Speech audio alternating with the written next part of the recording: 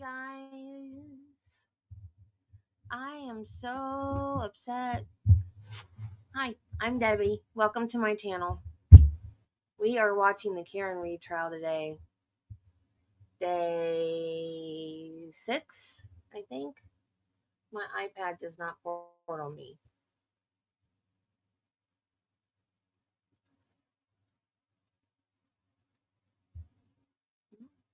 Where is it?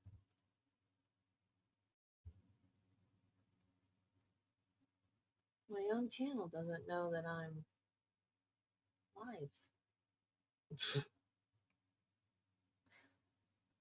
Nope, it thinks I'm still live on my other stream.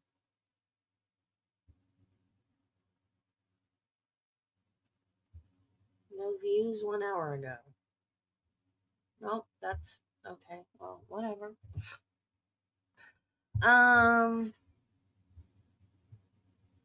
Why do you feel called out, Jill?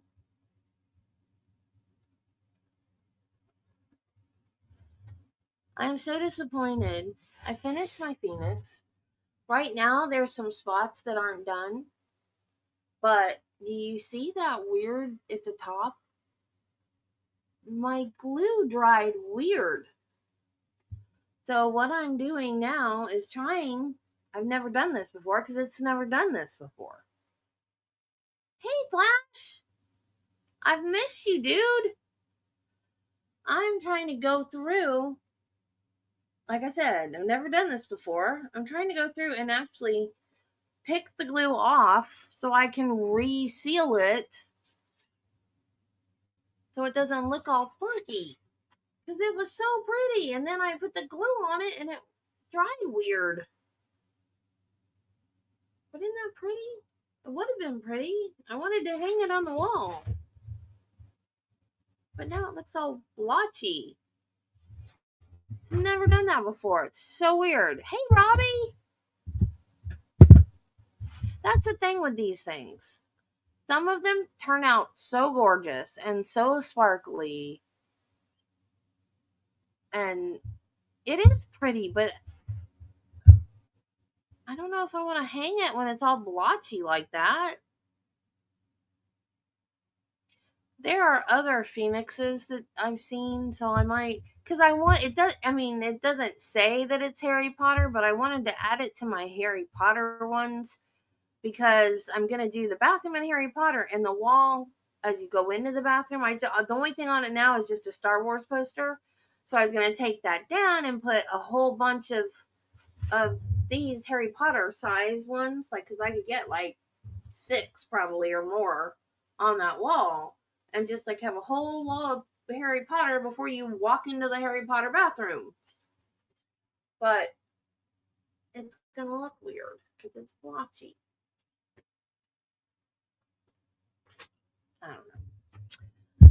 So everybody is talking about Brennan today. Well, I don't know if it was last night they started talking. I watched some this morning and then some last night.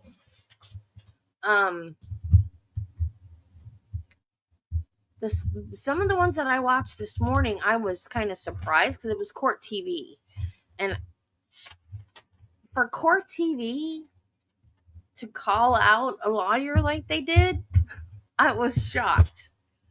Like, they were seriously like, Hank Britton just went after this guy. And so, court TV always has the talking heads on there, and they're like, is that normal? And they're like, no, that's not normal.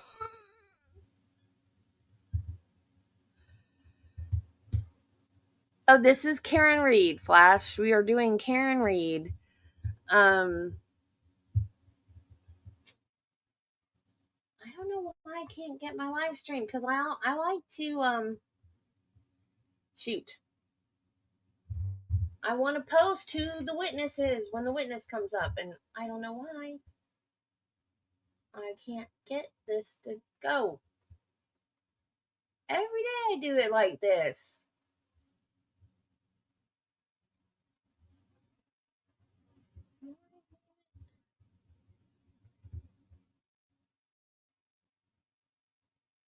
It still says Phil Spector is live and it won't.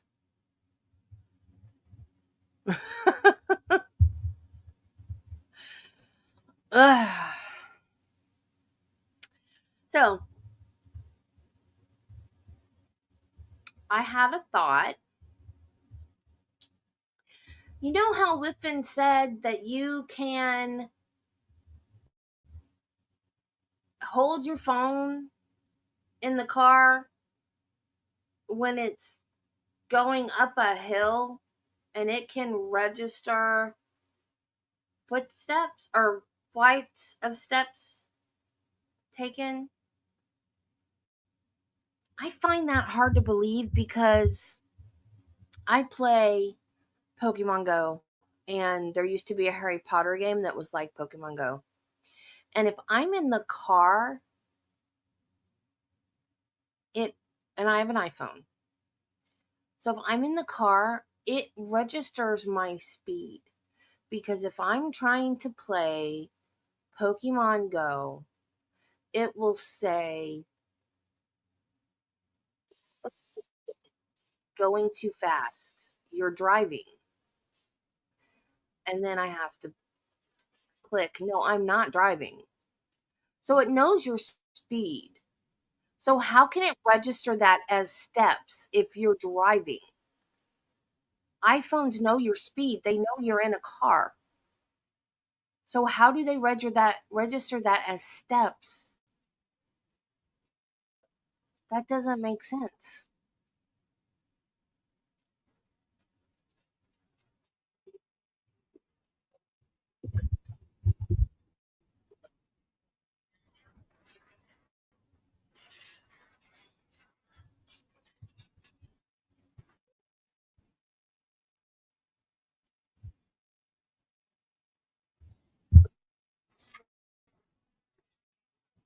Good morning, good morning, good morning, John Boy.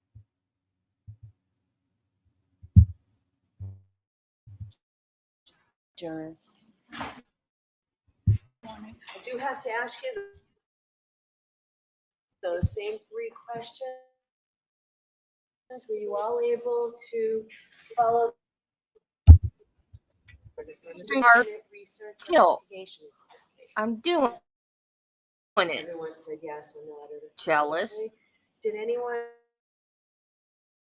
happen to see, hear, or read anything about this case since we left yesterday? She just doesn't want anyone to look at me. No, your instructions, I'll explain to you what a stipulation is, but essentially a stipulation really is just something, a fact that the lawyers agreed to. So when we were on our view with Hang on. She's telling the jury. This might be important. She's telling the jurors about a stipulation about last Friday. the lawyers want me to tell you what they agree with is that last Friday when we were on our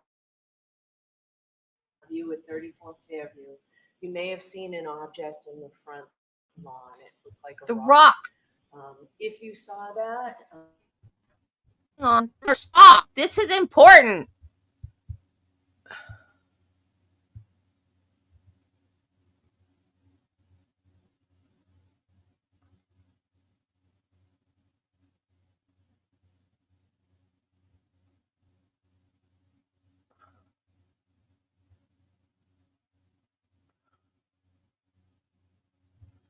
Wait. Hold up.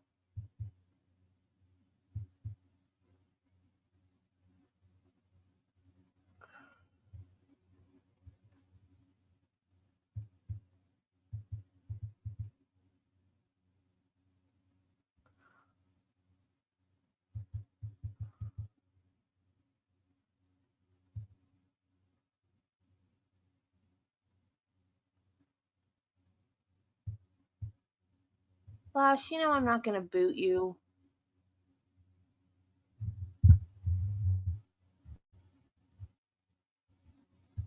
rock. If you saw that, please disregard it. They want you to know that that was not there on January 28th to January 29th, 2022. that, could we have Mr. Whiffen back, please?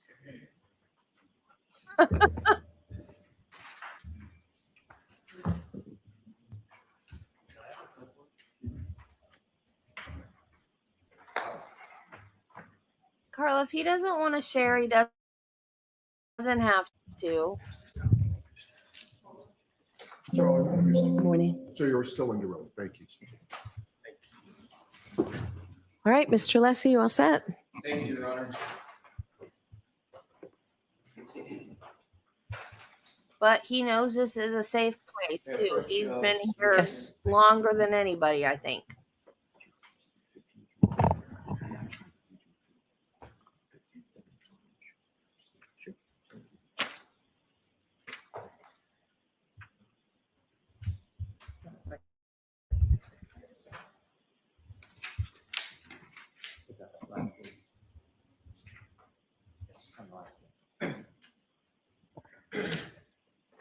Your Honor, if I may address the court. Mr. Brennan and I have agreed, as we did yesterday, to stipulate into evidence portions of Mr. Whiffen's March 2025 report. So if I could have it marked. Thank you.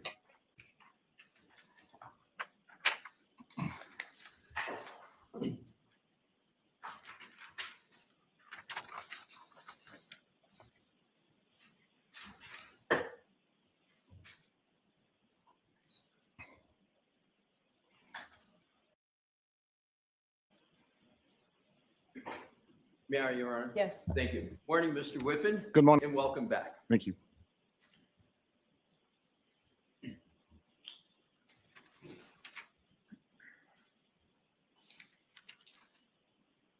May I approach, Your Honor? Yes. Thank you.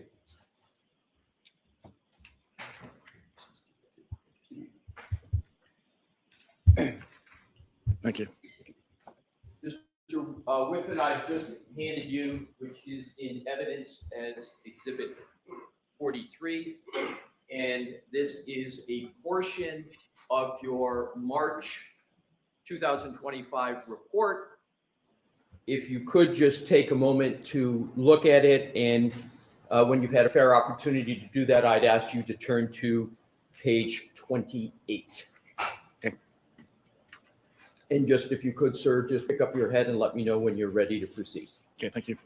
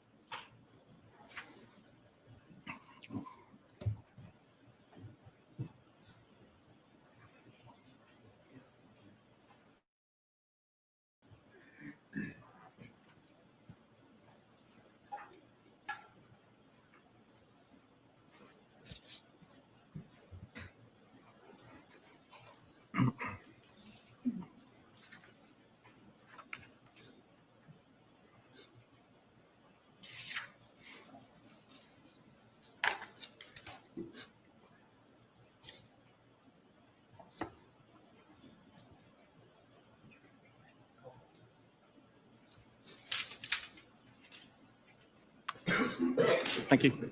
You ready, Mr. Whiffen? I am. Thank you. So what I'd like to do is to, with your honor's permission, is to publish pages 28, 29, and 30, and start with page 28. Okay. Thank you, Your Honor. Mr. Wolf, and if you could enlarge the text down below as much as you can so the jury can see it. Thank you, Mr. Wolf. So, Mr. Whiffen, this summary section of your report is a summary of the location section that you wrote in your March 2025 report, correct? That's correct. And it states the location data on this device contains a vast number of records while traveling between 12/19/33 and 12/24/38. These records all have a high horizontal accuracy value as well as bearing and speed information, which conforms to the streets being traveled, arrived outside 34 Fairview at 12. No, no, no. I don't want anyone to feel uncomfortable. I just want, if someone's not comfortable saying their views on a case, they shouldn't have to say their views on a case. But I also don't want anyone to feel uncomfortable about anything in my chat. So it's fine, Carla. It's fine.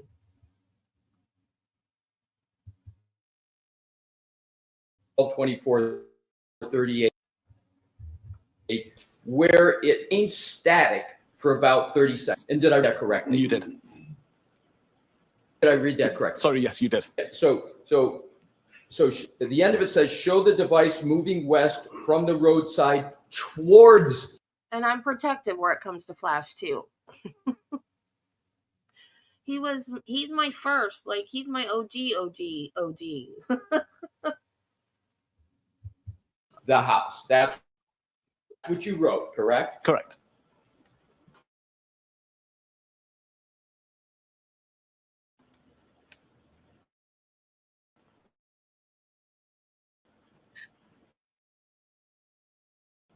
I would like you to timeline 79.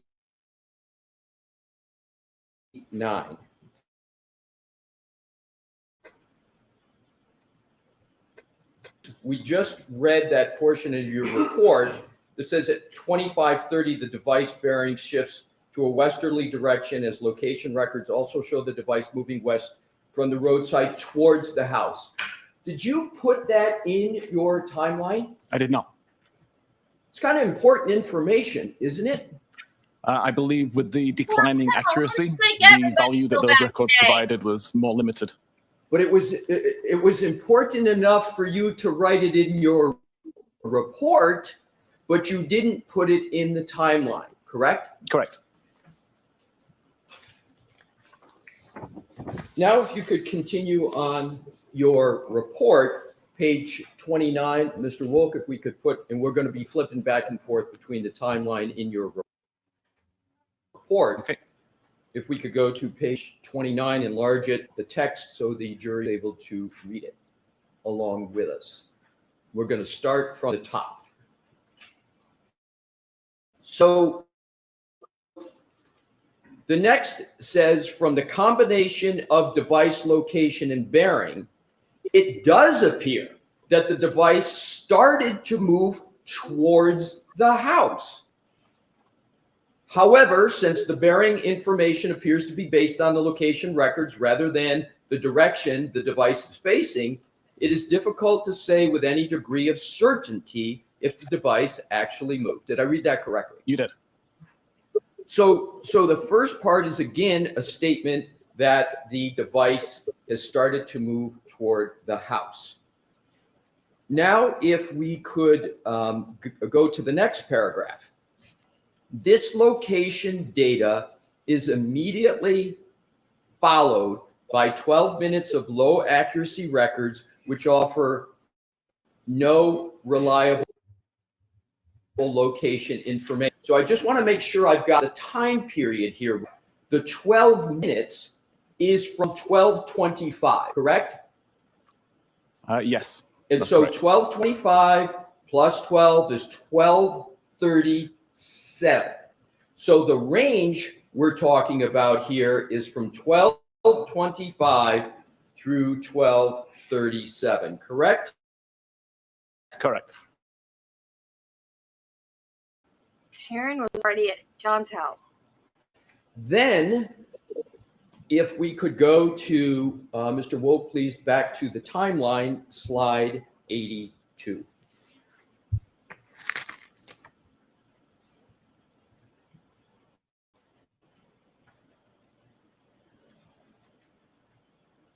Get him, Alessi. So I want to What is discuss with you the very entry, held 12/31/56, where you have the entry start of health event, 36 steps, 25 meters, and yesterday we agreed 25 meters is approximately 84 feet, correct? Correct.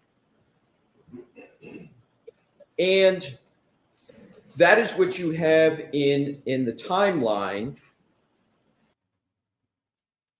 Let's understand what that means. At that time period, 12/31/56, do you recall writing in a March 2025 report that the device began moving for a period of 20 seconds? Related to the location data, I believe. Yes. Yes.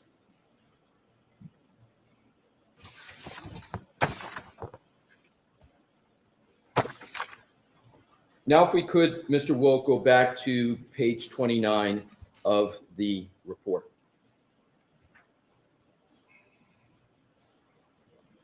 I would hate to be in that seat right there. So what I want to do is go back to that paragraph up at the top from the combination of the device.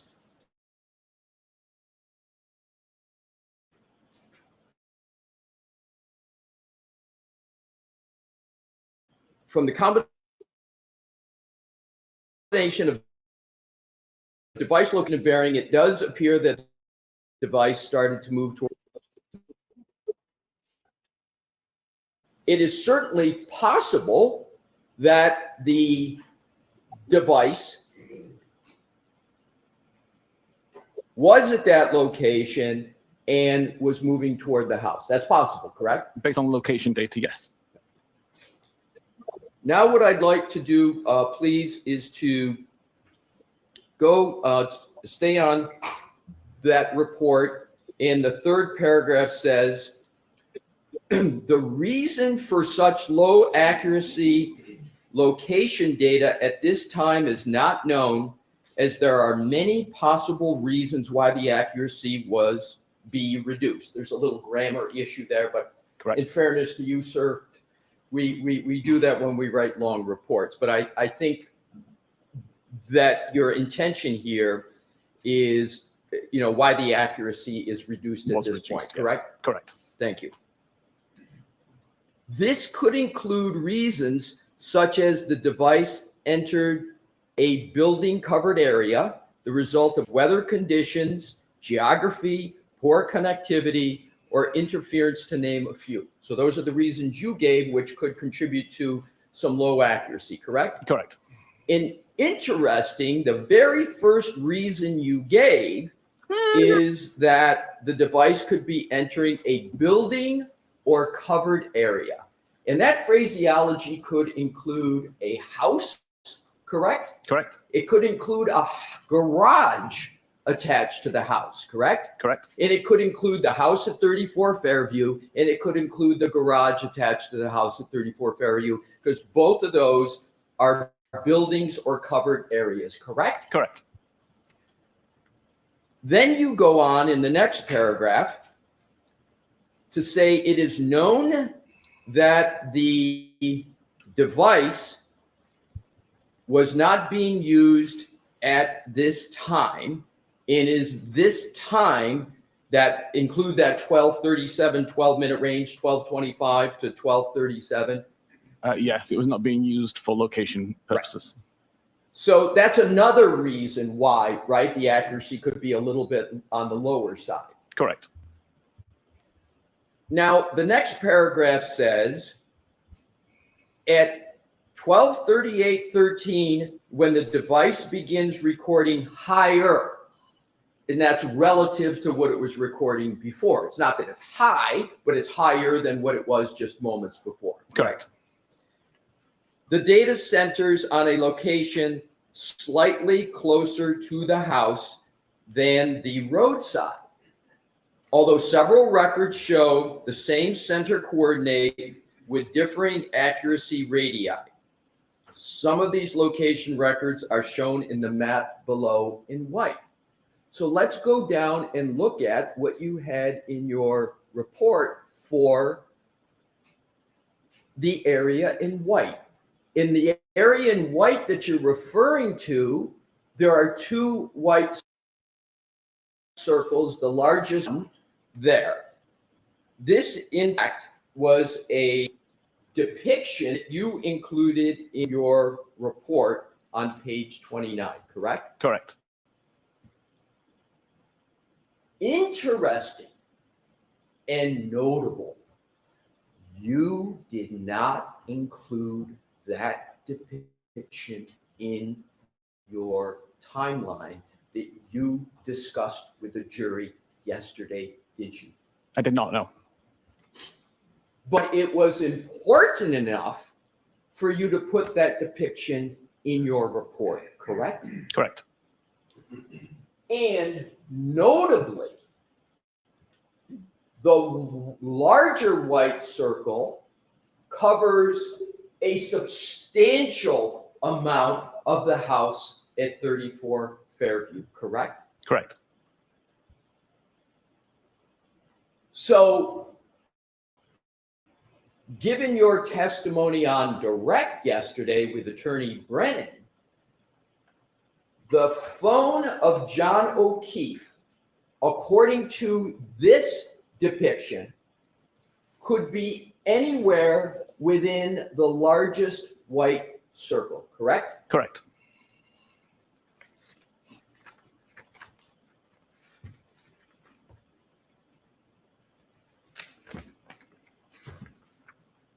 And this depiction was not offered by you or the Commonwealth in your presentation to the jury yesterday, correct? Correct. Not in the PowerPoint. Now, if we could go back, Mr. Wolk, to page 29 of your report into text, and it would enlarge the text just a little, please, for the jury, Ms. Wolk.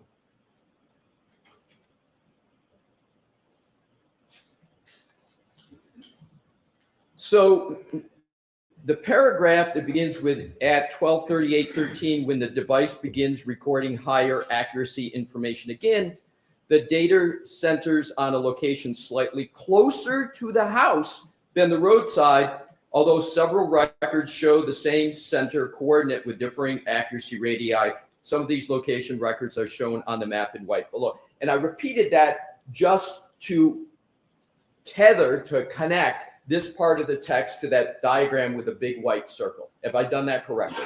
Yes, correct. Thank you, sir. The next paragraph. Over the next few hours, the GPS coordinate and associated accuracy radius jumps around numerous times between the house and the road. Did I read that correctly? Correct.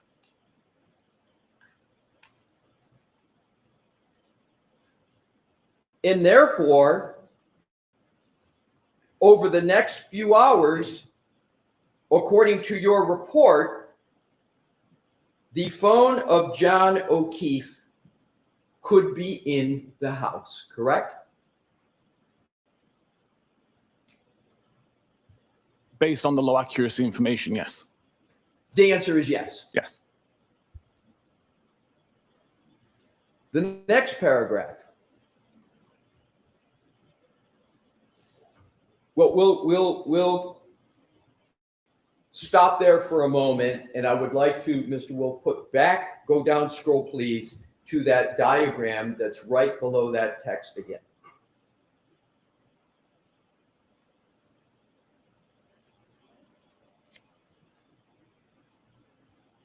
Yesterday, you discussed the Waze application with Ms. Attorney Brennan, correct? Correct. And you stated that Waze location data is more accurate than the data that comes from the Apple apps like Health Data and Location, correct? Incorrect. No.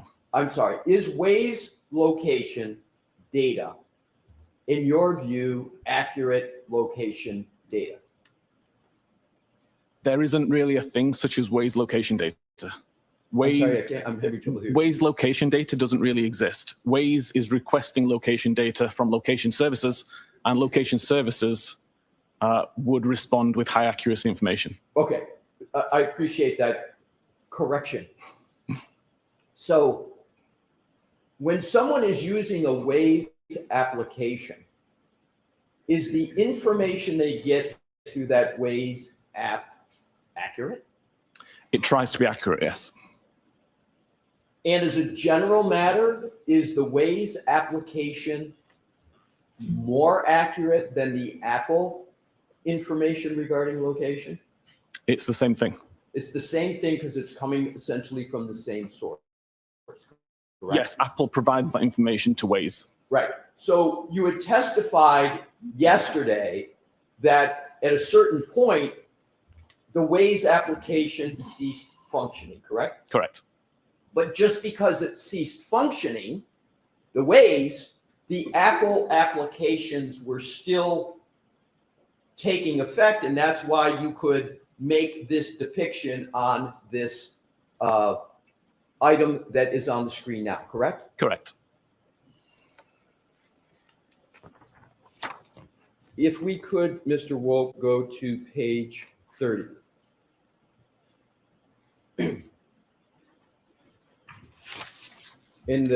What I'd like to highlight, please, is the text. So if we can enlarge it up at the top.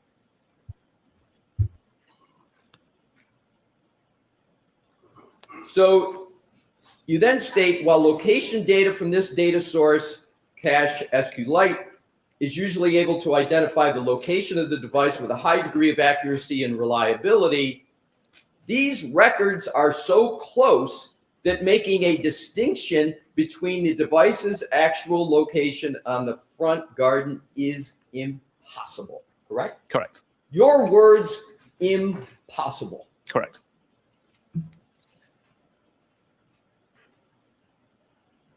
Did you provide any of the information in that paragraph in your timeline or to the jury in your direct testimony yesterday? Not in the PowerPoint, no. Next paragraph. If the location records are limited to just the records between 00:25, which is 12:25, and 6 a.m. and with an accuracy radius of 10 meters or less, there are 46 records, all of which fall within the red circle shown below. Go ahead, Mr. Wolk, if you could scroll down. And that is the only depiction there that you included in your timeline yesterday, correct? Correct. So you took one of two depictions in your summary of the location, this one, in terms of your timeline presentation, correct? Correct. Now, in terms of the timeline, and Mr. Wolk, if we could go back to the previous with the other depiction.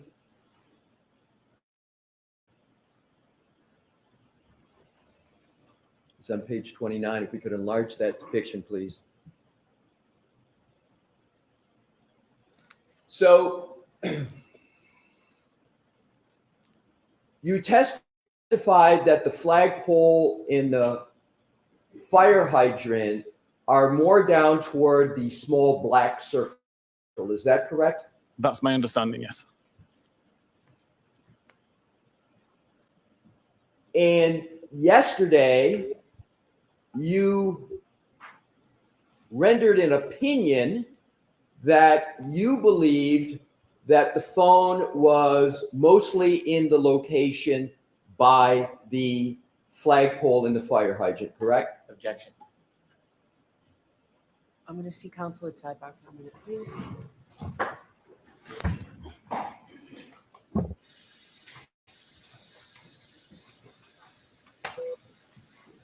that is Alessi. He is,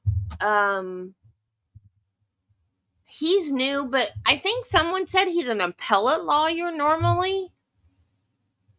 Victoria George is the one that was on the jury last time that's an attorney now. She works for Yannetti now. Oh, John's dad's there today.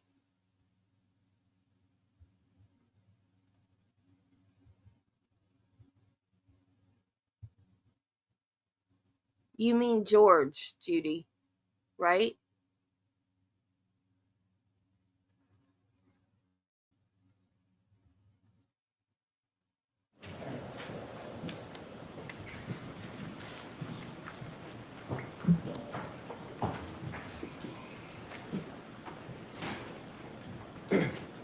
May I, Your Honor? Yes. Thank you. If we could dim the lights again, please. Thank you. What was the sidebar for? What did he do? So if we can enlarge that depiction. So yesterday, Mr. Whiffen, you focused your testimony and your opinions on the smaller black circle, correct? Correct. And you didn't discuss at all or disclose at all this depiction, and therefore didn't discuss or disclose at all the larger white circle, correct?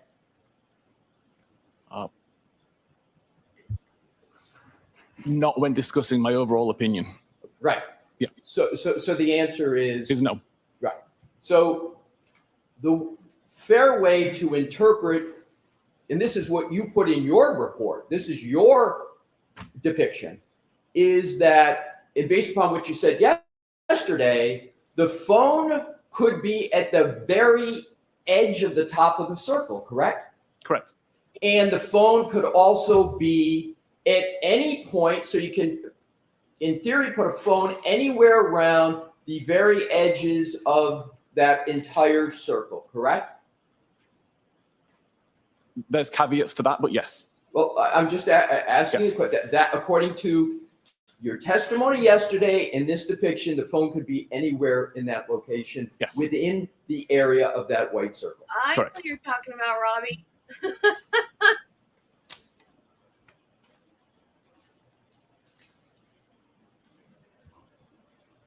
I would like to now go back to the timeline, Mr. Wolf, where we had left off, which is slide 82.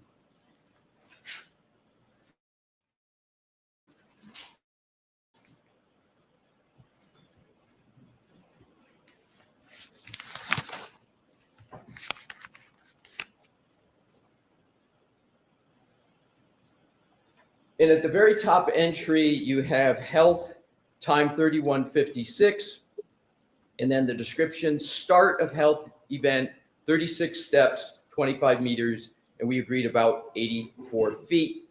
And this is where the device began moving toward the house for a period of 20 seconds. Is that correct? It's the time that 36 steps started to be recorded. I've got no idea of the direction of travel. I want to focus on the time, 12:31:56. Are you aware that a firm called Aperture, on behalf of the Commonwealth, has submitted a report that states that there was a trigger event at 12:31:56 that they refer to as the supposed collision? Are you aware of that? Objection. Sustained. I recall seeing a So you report. don't know. Sorry. You don't have to answer that. All right, Mr. please. Wilson, that's okay.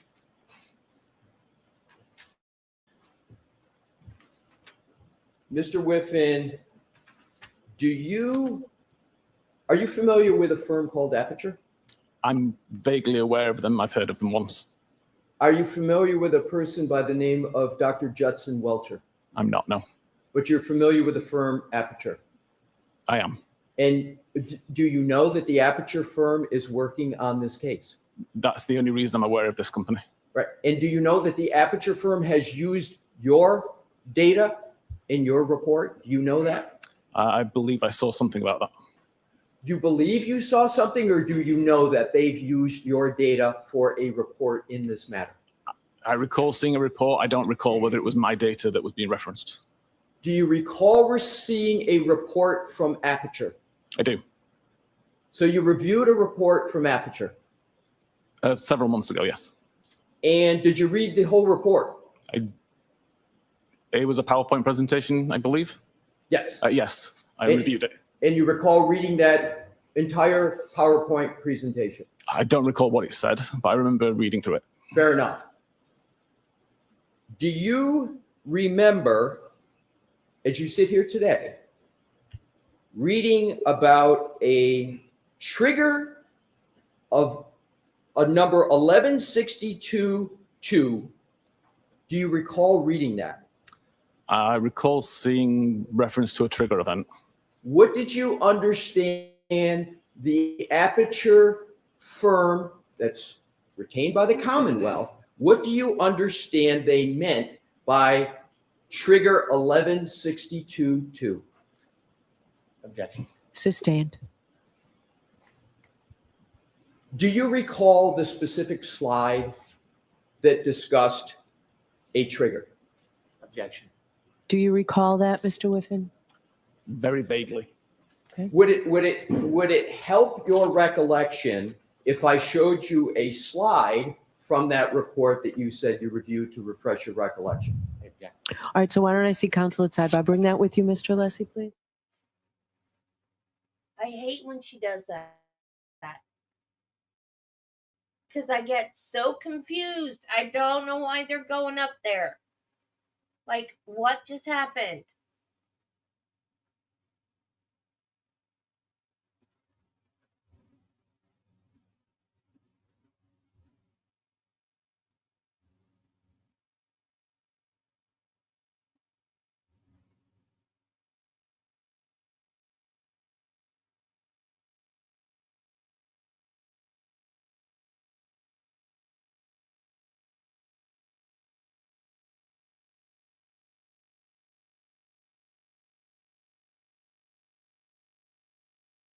Judge Fiddler is amazing.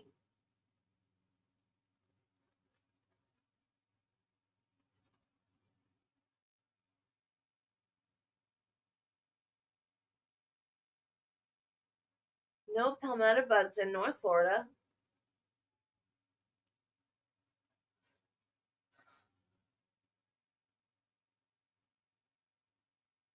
I basically live in an extension of Georgia. The real part of Florida. I visit the fake part of Florida, though, quite a bit.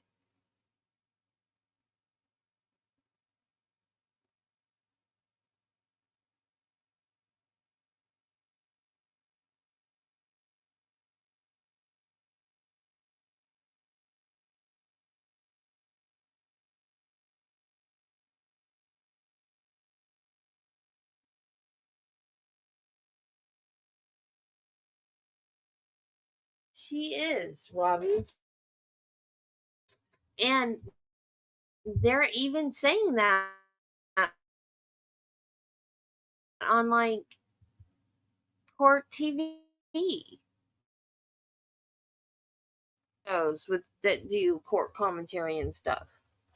And for professionals to say that a judge is biased, that's crazy to me.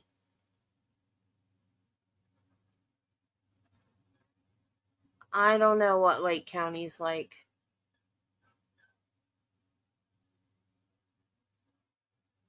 Is that I can't keep track. Like, I thought Aaron was by him the other day, and you guys were like, no, that's not Aaron. So I don't remember what she looks like. That's Aaron now. Oh, I like that red color. I don't know who that is, but I like her hair.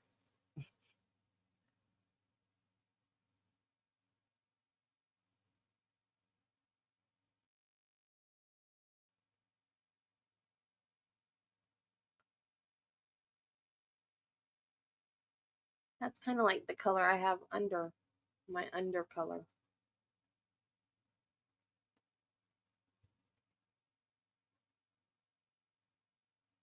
That red, that is pretty.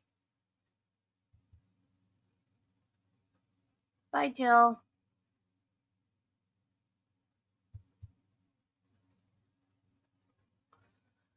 I used to do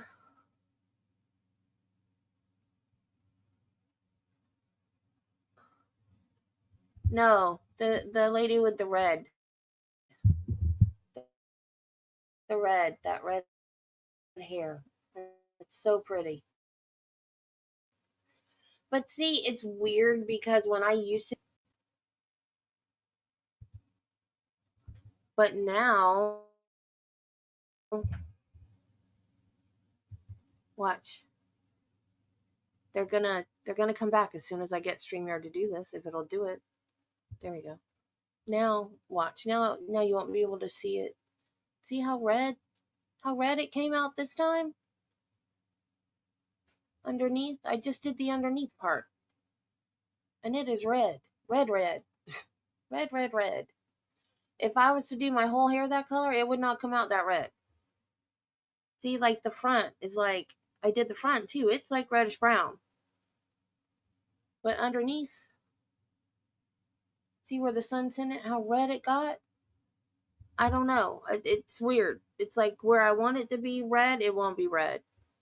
But underneath, and like if you look at the back where I pull it up, if I pull it up, you can see where I did the back, it's red. It's like, why can't I do my whole head that color? Nope. No go.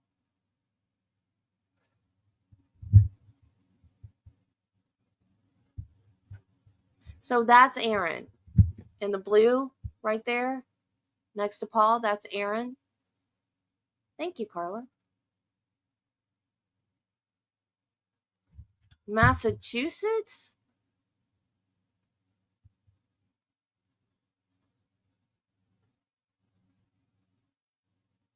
Great.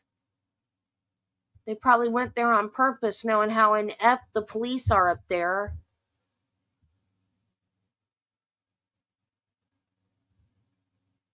So that's Erin. Her hair looks darker. I'm so confused.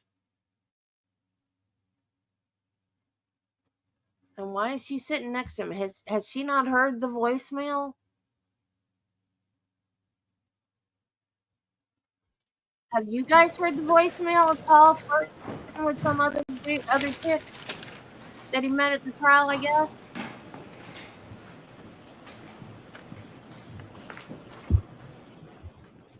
Mayor, Your Honor. You can approach. Thank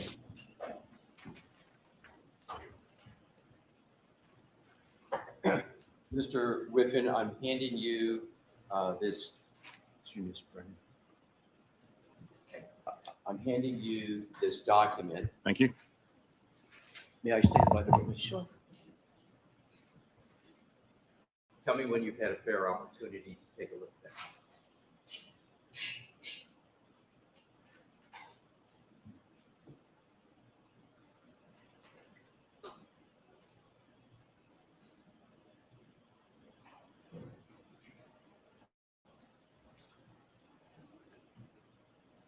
Okay.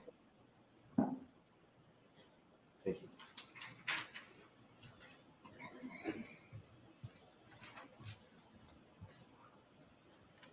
Mr. Whiffen, does that refresh your recollection with regard to an aperture report that discusses a trigger of 1162.2?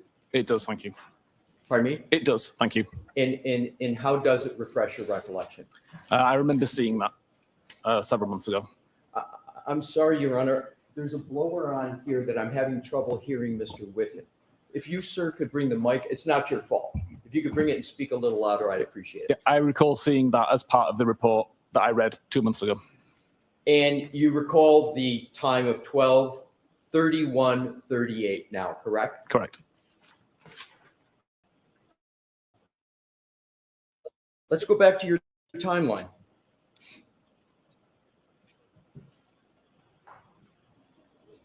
82.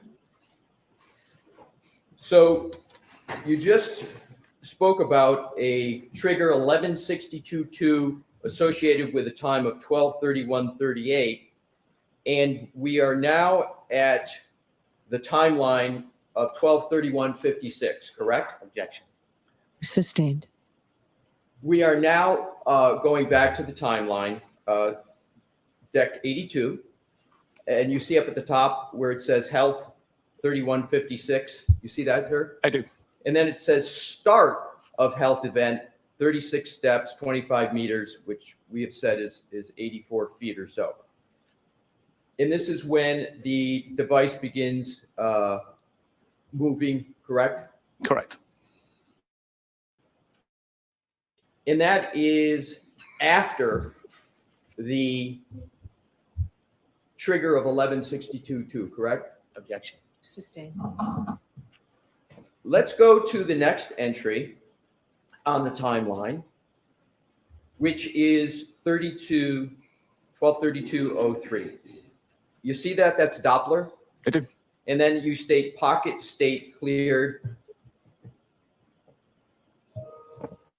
Is the phone at that time in a pocket? It's impossible for me to say. I can say that the camera was blocked, but I don't know what was blocking it. You're saying at this point, the camera, Unblocked. so at this point, it became unblocked from a previous block status, correct? Yes. Does there have to be some human manipulation happen?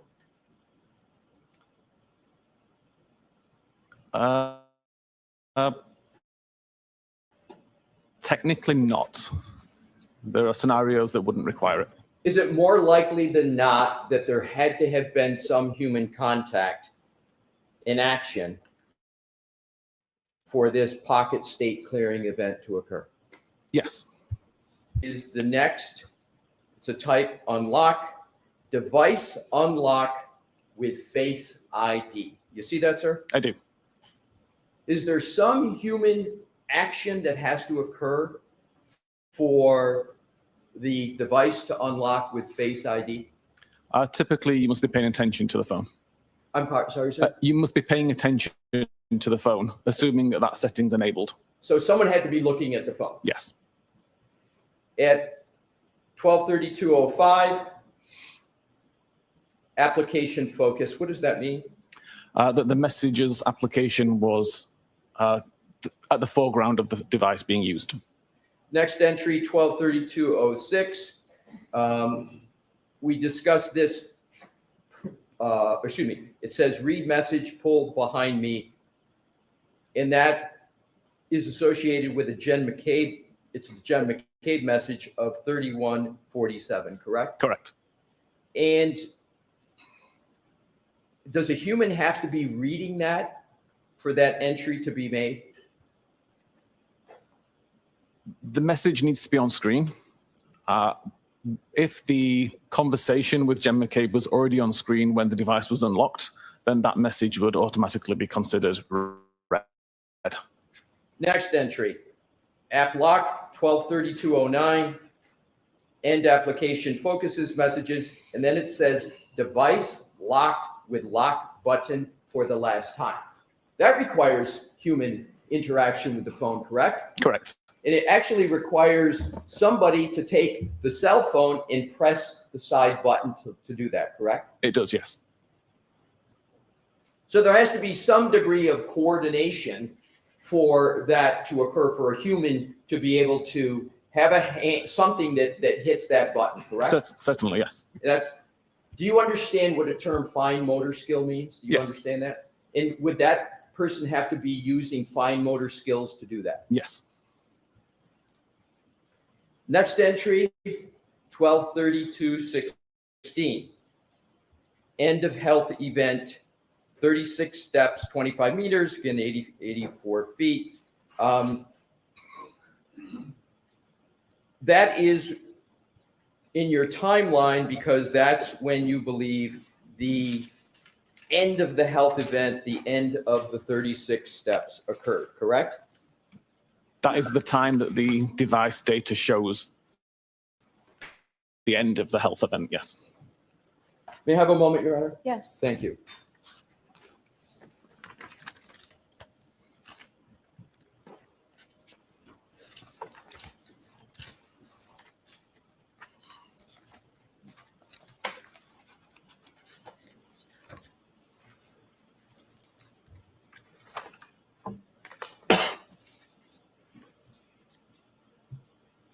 Do you need the light, Mr. Lessie? Yeah, that would be helpful. Thank you, Do Your we have the Honor. lights, please, Dave?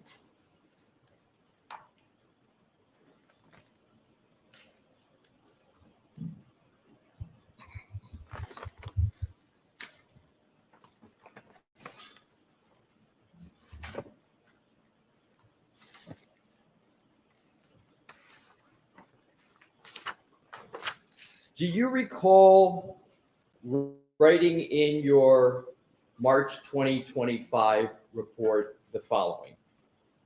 The final health activity of note on John's phone can be seen to have occurred between 12:31:56 and 12:32:16, during which 36 steps were recorded, covering a distance of 25.4 meters, again, that 84 feet, according to healthdbsecure.db. Do you recall writing that? I do.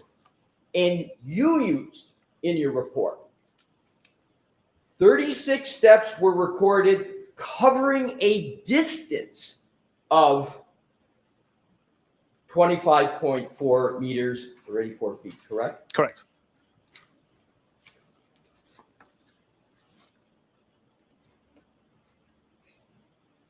Do you know a trooper named Nicholas Garino? I'm aware of him, yes. Are you a little more than aware of him? You've worked with him on this case, haven't you? He sent me some of the files related to it, but further than that, I've got no relationship with him. But isn't someone sending you files on a case you're working on, working with the person? Isn't that a fair conclusion? It could be.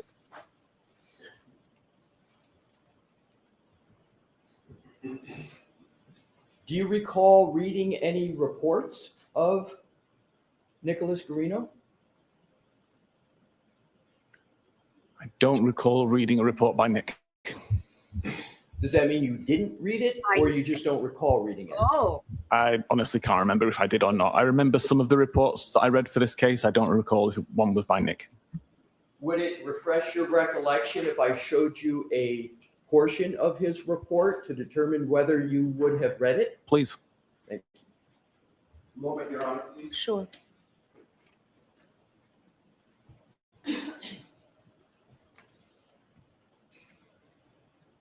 do you know Nick Garino or Nicholas Garino? I know of him, and then starts calling him Nick.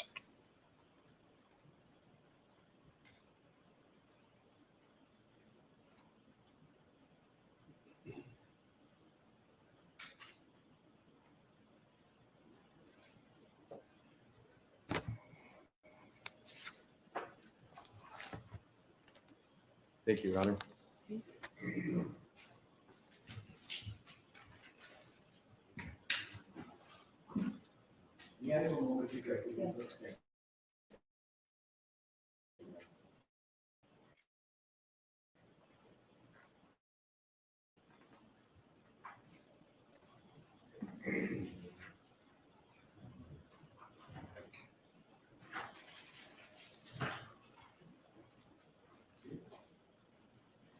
May I approach, Your Honor? Yes. Thank you.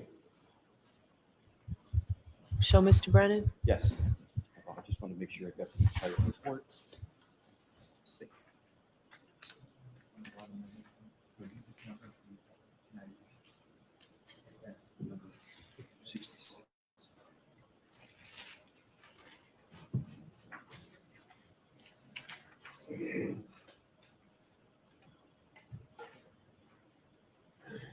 Mr. Whitman? Thank you. And may I stand by the witness, Your Honor? Thank you. I am providing you with a document, and I would ask if that refreshes your recollection as to whether you've read a report of Mr. Garino. A report or this report? This report. Thank you, Your Honor. Okay.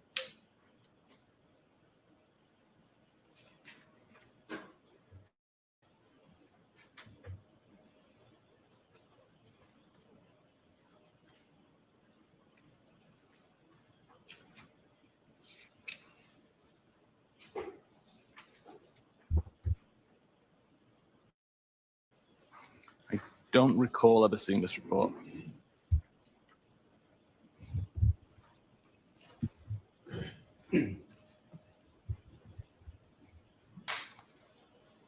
Have you ever had any conversations with Trooper Nicholas Garino? Very briefly. But you had, the answer is yes. Yes. Did Trooper Garino tell you that he measured the distance from the flagpole to the front door and it was 72 feet? Did he ever tell you that? Object to the fall. Sustained. Did you ever have a conversation with Trooper Nick Garino about the distance from the flagpole to the front door of 34 Fairview? Maybe. Maybe. So is it maybe then you had a conversation with him in which he stated to you that that distance is 72 feet? It's maybe. So if we go back to what we were discussing earlier about the steps and the distance covered,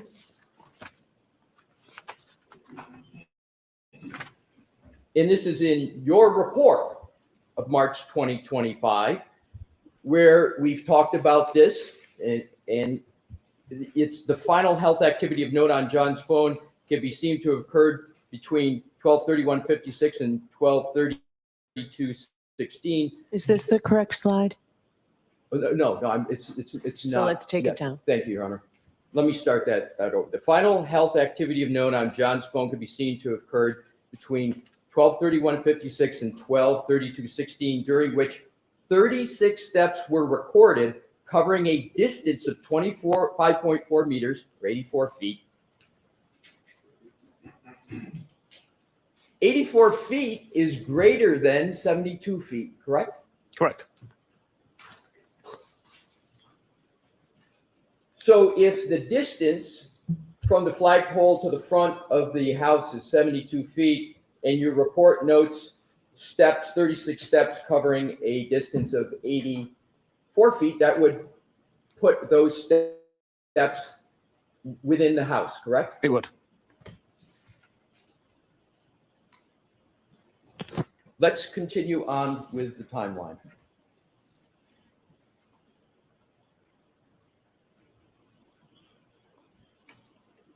Deck 83. We now have Doppler 1233:14, and then Doppler pocket state. Do you recall in your report adding a word to this, that your report said pocket state detected? Do you recall writing that? More than likely, yes. Yes. But the detected word is not on that slide, is it? It's not, no. What does pocket state detected mean? There was an active check by the Doppler function, and it detected that it was in a pocket state.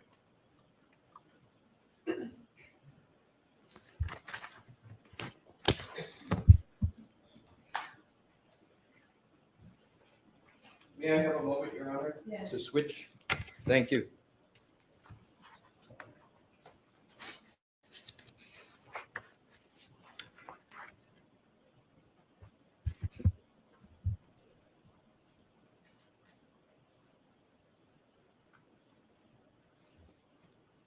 Thank you, Your Honor.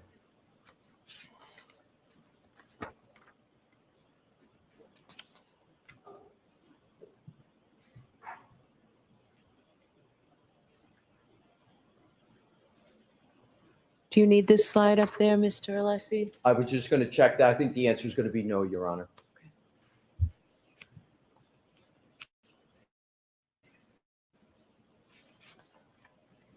Quit riding the man and let him work. You judge, let him lawyer. I would now like to change gears a bit and go to temperature with an iPhone. You recall that discussion in your direct testimony. I do. Thank you. Mr. Wilk, if we could please have the slide deck, but a different page, slide 60. And just tee it up, but please don't put it on the screen yet. iPhones don't record ambient or the environmental temperature where the phone may be at any given time, correct? Correct. But the iPhones, including the iPhone of John O'Keefe, log the temperature of the battery inside of it, correct? Correct. And as a result of that function, examiners and folks like you can use the battery temperature of an iPhone to identify increases or decreases in temperature within the environment that the iPhone is physically located in. True? I believe so, yes. And that's right out of your report, right? Your March 2025 report makes that very statement, correct? Yes.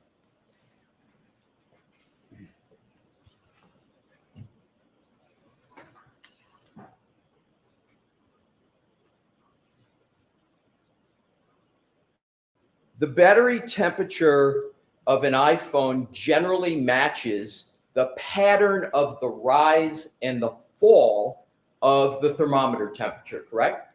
From my testing, yes. And when an iPhone is in a lock state with little activity occurring on the device, the battery temperature is heavily affected by the ambient temperature in the environment, again, matching the pattern of the rise and the fall of the thermometer temperature, right? Correct. And what I just read is right out of your March 2025 report, correct? It sounds like it is, yes. And you actually established this in various temperature testing and test scenarios in your March 2025 report, correct? Correct. Let's discuss those two tests.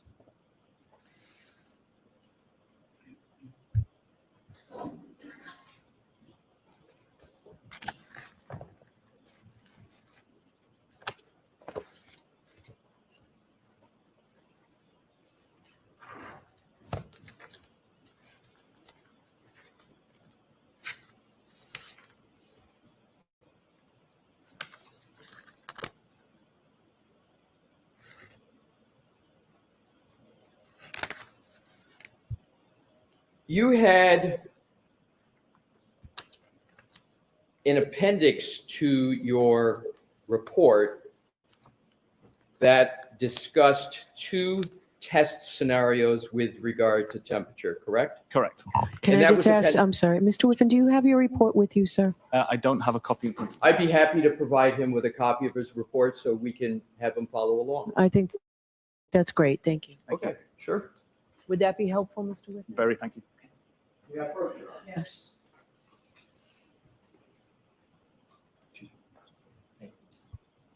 May I, Your Honor? Yes. Thank you. There you go.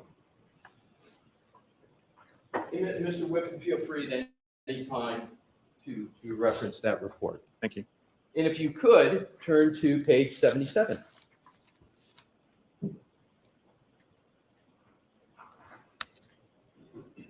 Okay. So are you ready, sir? I am, yes. Thank you.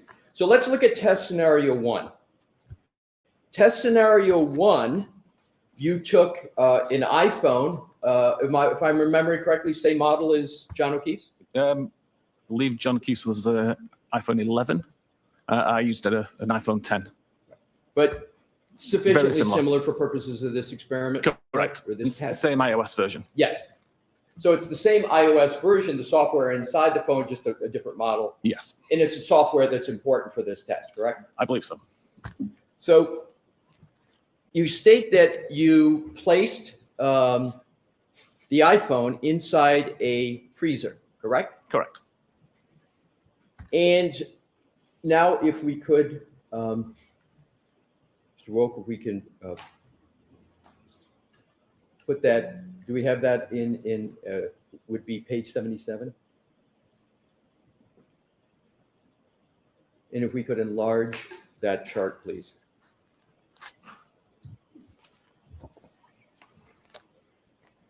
Enlarge it just a little bit more. We're not concerned with the text at this point. So we can just get the chart as large as possible. Thank you.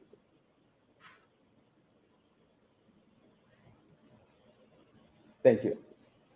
So what I'd like to do is focus on January 29th.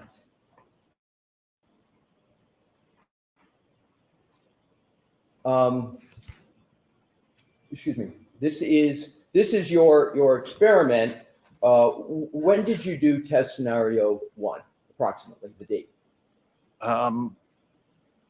This is a good question. It was sometime probably in December last year. I'm sorry. In December last year, I believe. December 2024. Correct. So what you did here was you took the phone, you put it inside a freezer. What was the temperature of the freezer? I actually don't know. But it was a freezer. It was freezing. Yes. It is sort of your just regular freezer that everybody has. A regular chest Nothing freezer. special about No. it.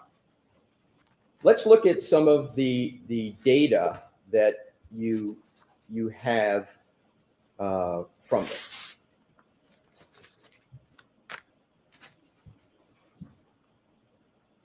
Let's start at the 1710 time frame where it's placed in the freezer and you've got, and we're going to go with Fahrenheit, if that's okay with you. Of course, yes. Thank you. 73.4 degrees, correct? Correct. And then if you go all the way down to the 1725, which would be 15 minutes, correct? Correct. Can you state what the drop in temperature is of the battery temperature in just 15 minutes in a freezer? Approximately 50 degrees Fahrenheit. So it drops 50 degrees Fahrenheit in just 15 minutes.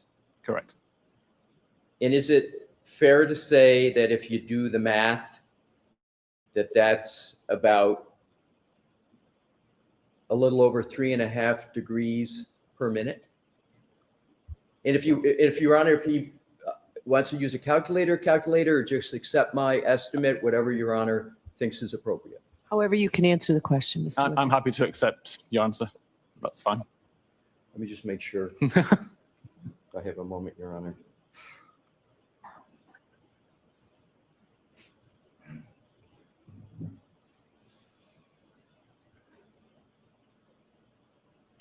.33, would that sound fair, sir? That sounds fair. So it's about 3.3 degrees Fahrenheit per minute drop, correct? Correct.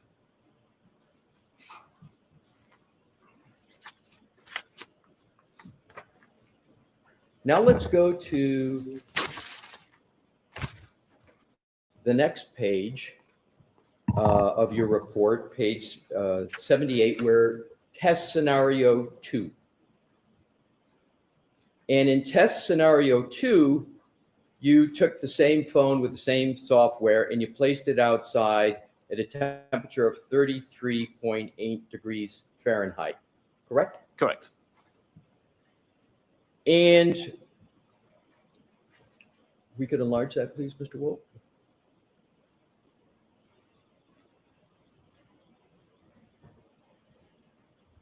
And if you could just scroll up, well, if you just leave it there, is fine. So if we take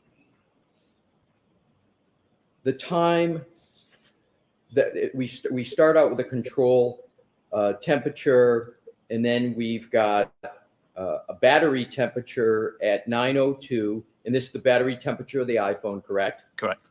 And we've got 66.2 degrees Fahrenheit, correct? Correct. So is it fair to call that a baseline for purposes of what this chart is? The device had already been outside for 2 minutes at that point, but yes. Okay, so we'll just refer to 66.2.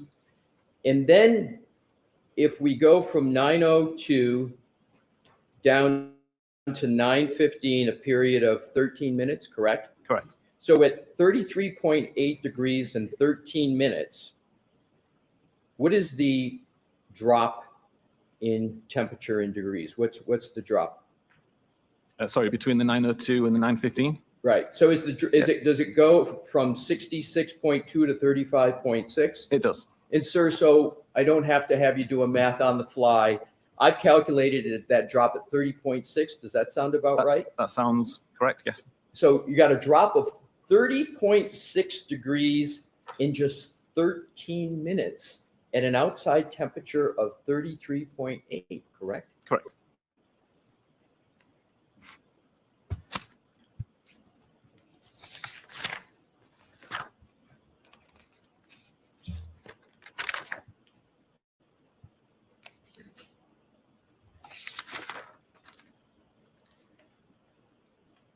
We're going to come back to this, but what I'd like to do is to compare these two test scenarios. The one we just saw at 33 degrees Fahrenheit, where it dropped 30.6 degrees in just 13 minutes, again at an outdoor temperature of 33.8, and then test scenario one in a freezer, where it dropped 61.2 degrees in just 15 minutes. Now let's go to the slide 60, which was in your slide presentation yesterday, of what you stated was the temperature change in the iPhone of John O'Keefe on the morning of January 29th. You with me, sir? Yep. Thank you. So if we start out at 12:13, we see a battery temperature of 82 degrees Fahrenheit, correct? Correct. Then it drops a little bit to 77, a little bit to 72. And what I want to focus on is keeping the starting point for my questions here at the 12:37 time period on the morning of January 29th. And that's 72 degrees Fahrenheit, correct? Correct. So if you take the time period from 12:37 to 12:53, that's a 15-minute interval, correct? Correct.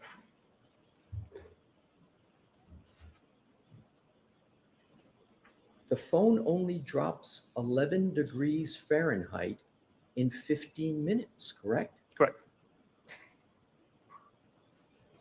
If you then go to 12:37 and give it a little bit more time, down to 1:36 a.m., the temperature, and that's just about an hour, right? Correct. And the temperature drops from 72 to 50, only 22 degree drop in an hour, correct? Correct. Now, if you compare this chart in the drop in temperature, for example, 12:37, 12:53, in 15 minutes, it's only dropping 11 degrees.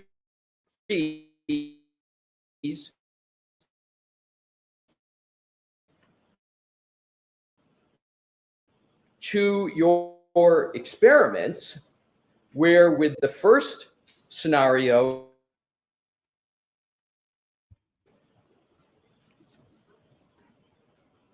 $50 degrees in a 15-minute period, is it correct to say that there was a much more dramatic drop in temperature in your test scenario 1 than what actually occurred on John O'Keefe's phone for the time period we just covered in January 29th. Yes. And then with regard to even test scenario 2, where the temperature is 33.8 degrees, that's the ambient, the outdoor temperature, Correct. right? At that temperature, just above freezing, you've got a... Sorry, that's below freezing. I'm sorry? It's below freezing. What is freezing in Fahrenheit? Don't know, but it's 0 degrees Celsius, Right. and it was -5 degrees Celsius at the time. Right, but would you agree that, and I want to be fair to you because I know you use Celsius more Yes. than Americans who use Fahrenheit, but would you agree that 2 degrees Fahrenheit is the freezing point in Fahrenheit? I honestly wouldn't know. Okay, fair enough. It is 32. So in any event, in your experiment at 33.8 degrees Fahrenheit, you're getting a drop in your experiment in 13 minutes of 30.6 degrees, right? Correct.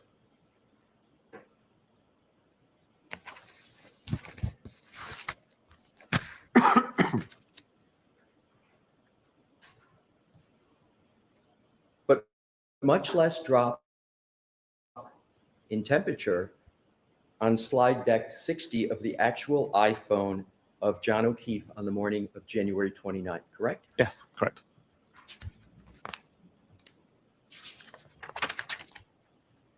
Do you know what the temperature was in Canton in January 29th, 2022? I do not know. Don't you think that that would be an important Yeah. piece of information in analyzing where the phone of John O'Keefe was on the morning of January 29th? I didn't think it was. So you didn't think it was important, even though you issued a report discussing the temperature of the iPhone, and you did 2 test scenarios, one in a freezer, one in an ambient temperature of slightly above 33 degrees, and you didn't think it important to take the final step to see whether there was anything to be gained from that comparison to determine where that phone was located? My testing proved that the battery temperature is affected by ambient temperature. My report shows the data that was on the device. I also don't know the condition that the phone was found in, whether it was in a case, whether it was in a pocket. So to me, the ambient temperature in Canton at the time wasn't particularly relevant. I just wanted to show what data the device had recorded. The information that you create from your digital forensics analysis, including everything that's in the slide in your report, including battery.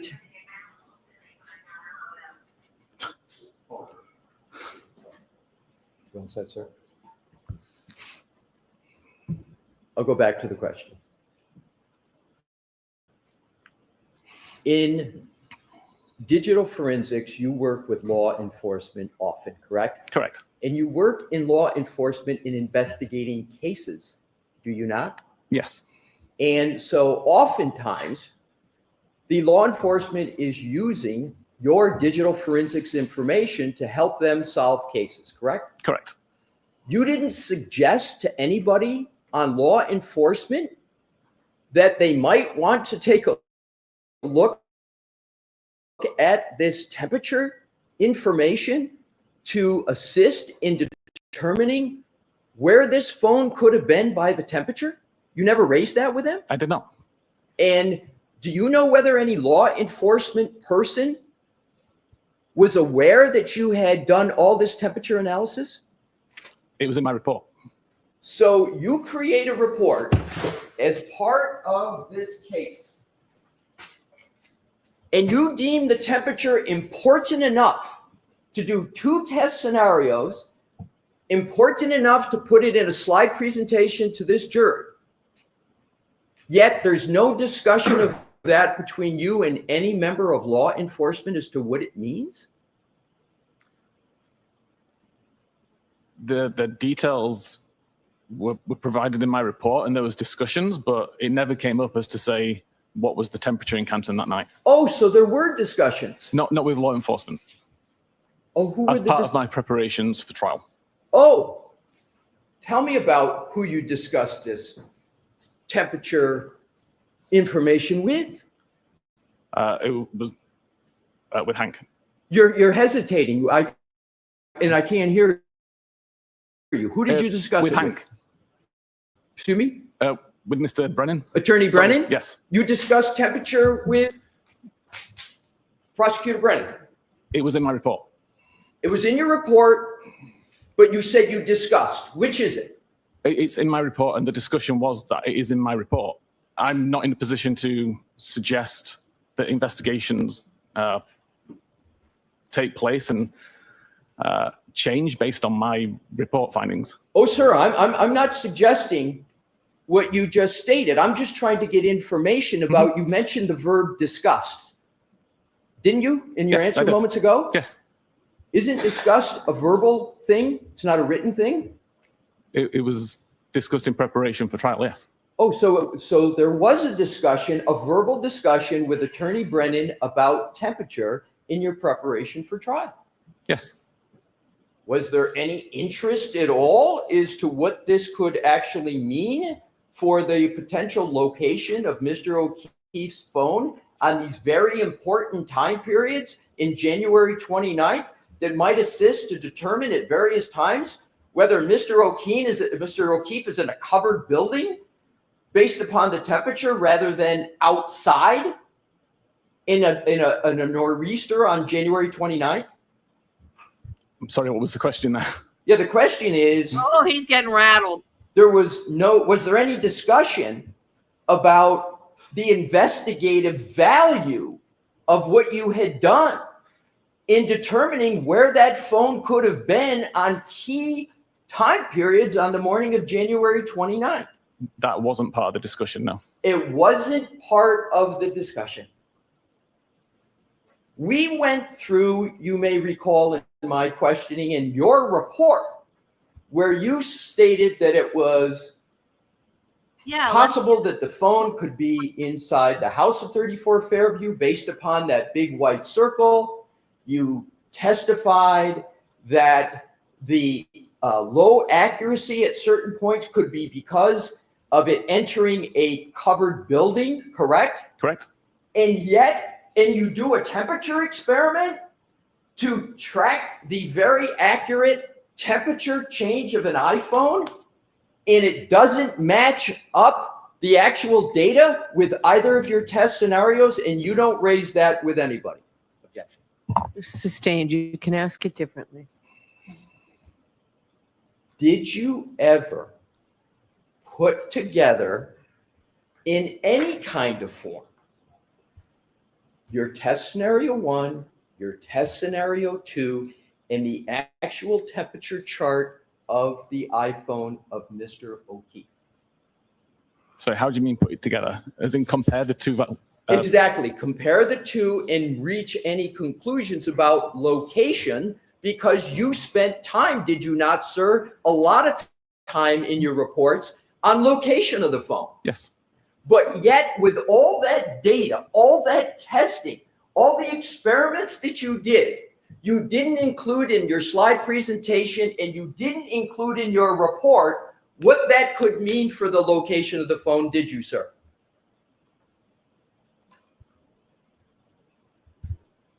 I'm struggling to see the comparison there. Let me see if I can ask it in a different Please. way. Nowhere in your slide presentation did you have any discussion yesterday about how your test scenario. Did you bring up, by the way, in your slide presentation yesterday, your battery temperature at all, your tests? Not the tests, no. Right. So you didn't even raise yesterday in your presentation about where the phone might be located. You didn't even raise the experiments that you did, correct? Objection. Sustained as to the terminology. Ask it differently. Did you yesterday in your presentation to the jury in any way discuss your battery test scenario 1 and 2 in your March 2025 report? I believe there was mention of testing, but not to the amount of detail to say what the testing was. Right. So there was no detail given at all No about detail. it. You just mentioned that it occurred, but no detail in your discussion at Correct. all. And are you aware, with regard to the battery temperature, that battery temperature in investigations can be used to determine locations of phones at certain times? Are you aware of that? No.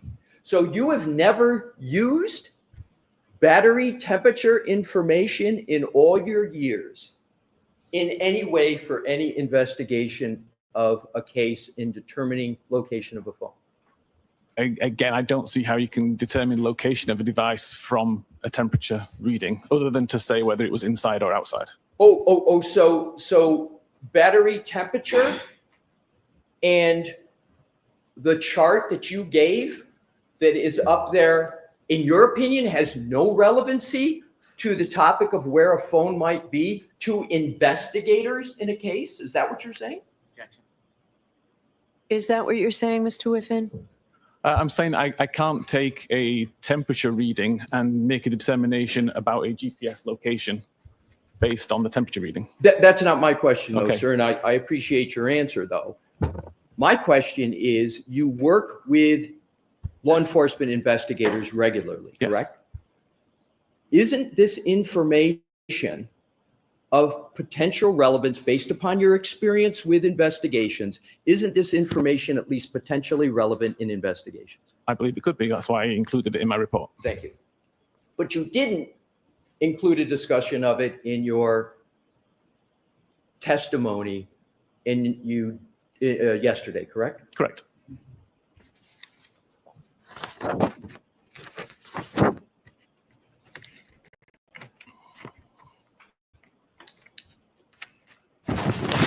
I just want to be clear on a final point as regards to temperature. Were you aware of the temperature in Canton on January 29th, 2022? I know it was a blizzard, but I don't know what the temperature was.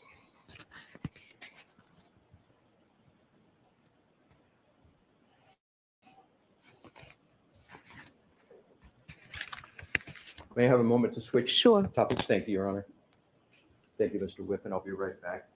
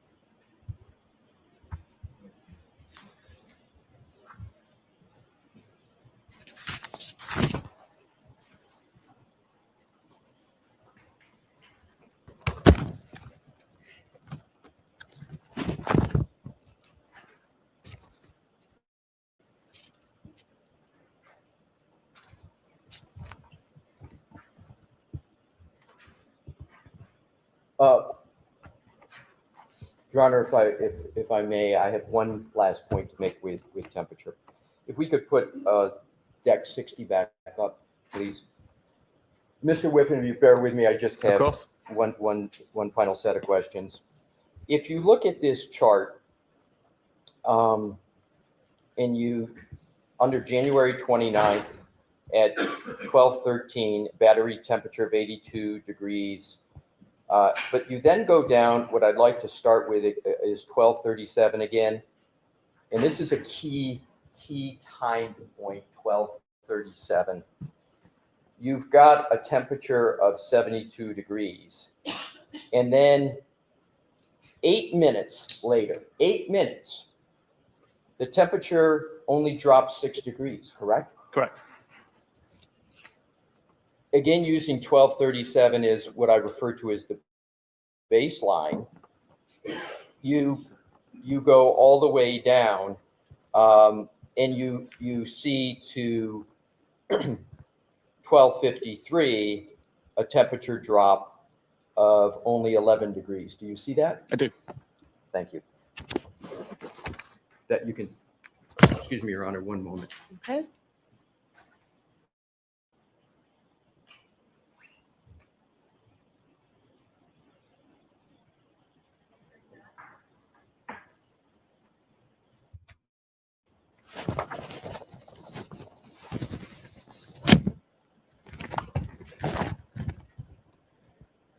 The final data point on this slide, Mr. Whiffen, and thank you for bearing with me on this.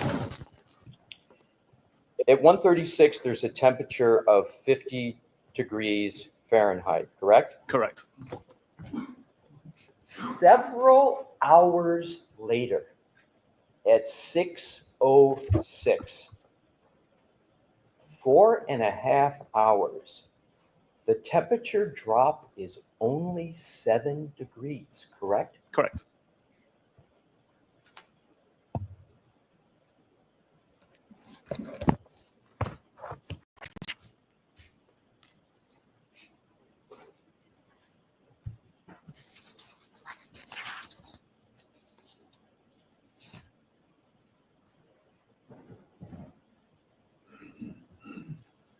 I'm switching. May I have a brief moment, Your Honor? Okay. Thank you.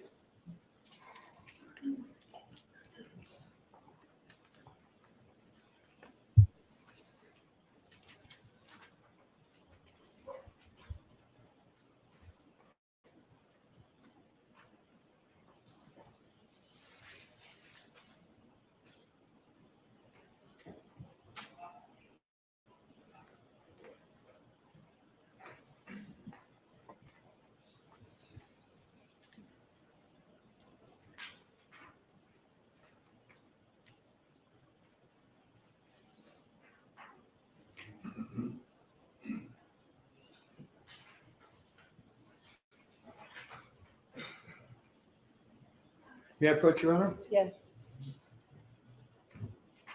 May I have Exhibit 42, please?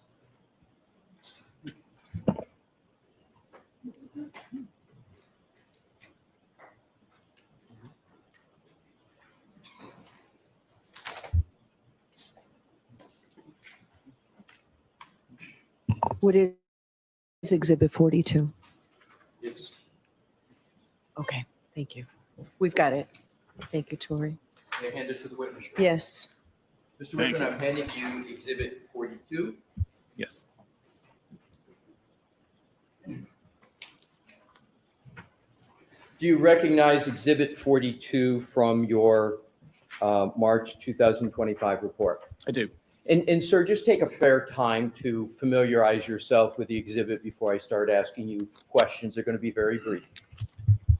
And I'm going to be, you look what you need to, but I'm going to be focusing on just under detailed analysis communications on paragraph 3, excuse me, on page 43, the top 3 or 4 entries. Okay. Tell me when you're ready, sir.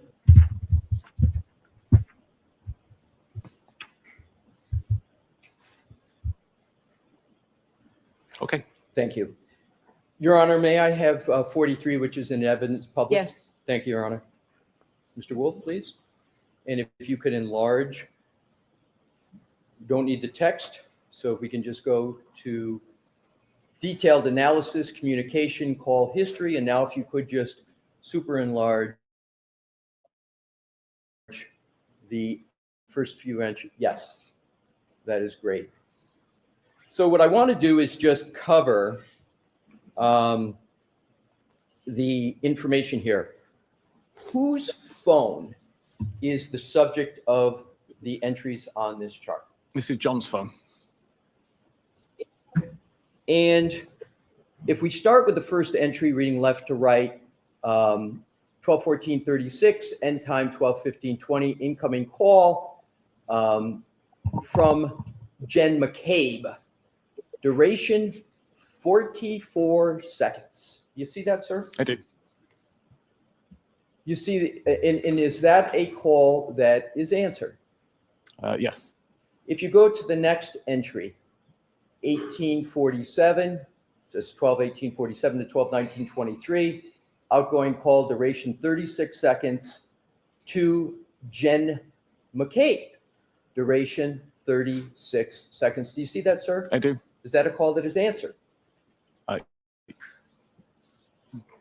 Difficult to say. That could be a outgoing call that lasted 36 seconds of ringing. I believe it was answered. Well, how is it that you can tell the first one was answered but not the second one? Because it's an incoming call. Okay, fair enough. So if we go to the third entry, 12/29/44, 12/29/51, incoming call from Jen McCabe. You see that, sir? I don't mean to interrupt. Could I ask about the display? Let me just say that. No.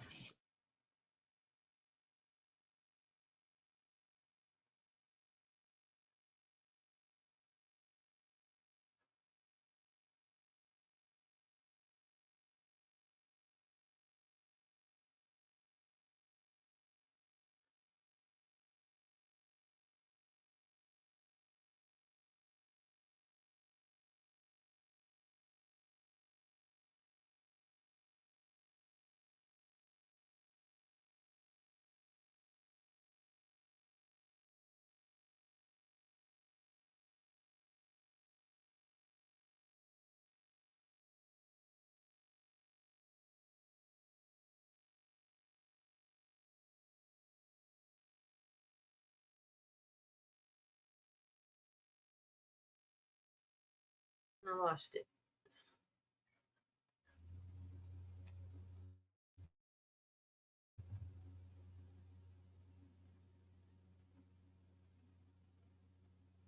Where did it go? I lost it.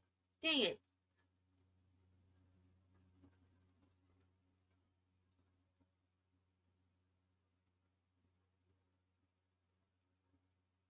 Are you kidding me? A mom is suing Disney's wave pool for $2 million.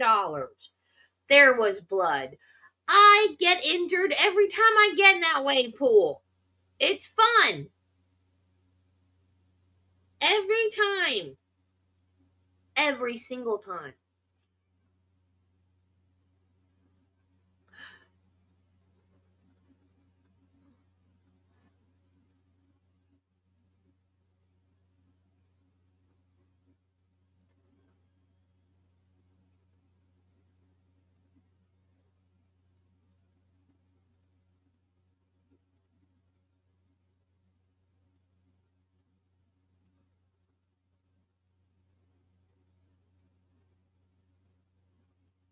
I'm told this seems like an appropriate time to take our morning recess, so why don't we take a 15 or 20-minute recess? Please rise for the jury. Jurors, break this way, please. Take your notebooks closed on your chairs, please.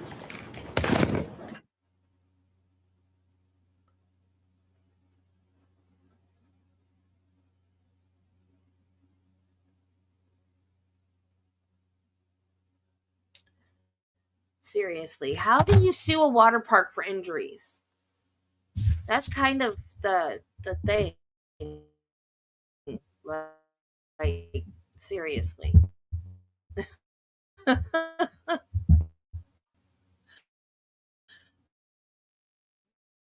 I get scrapes and bleed every time I get in that wave pool. It's like it's a given.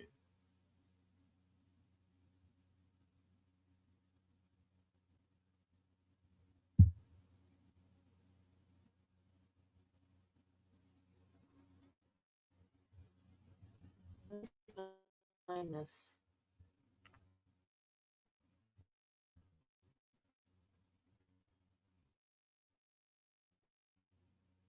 I don't see any shorts. I don't think he would mind me showing this. I don't think he would.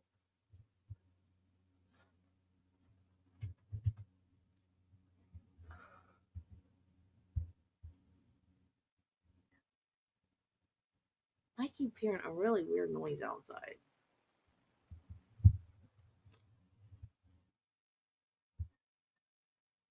I think it's a bird, but it's a weird sounding bird. Okay, where are your shorts, Turtle Boy? Shorts. Okay, where is it? There it is.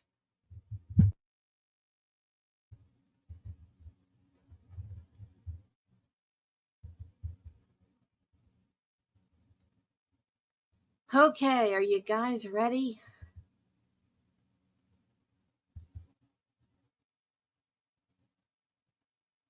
Okay, are you ready for this, guys?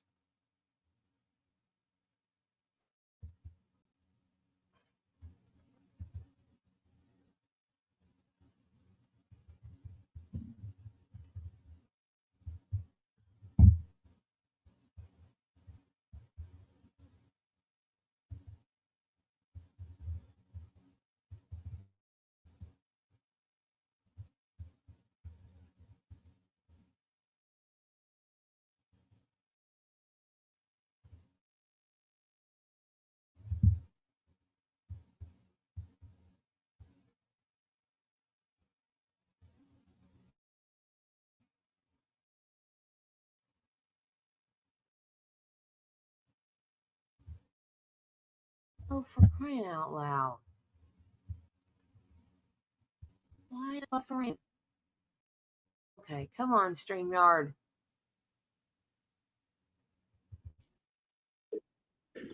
Hi, sweetheart.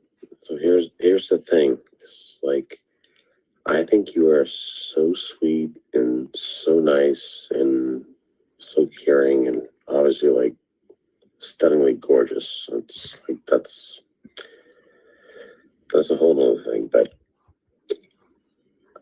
I've really enjoyed like talking to you and getting to know you and kind of feel like I do know you at this point. It's kind of fucking weird, but I just really like you, and I know you think I'm talking to like everybody on the side, but that's really not the case. It's the furthest thing from the truth, but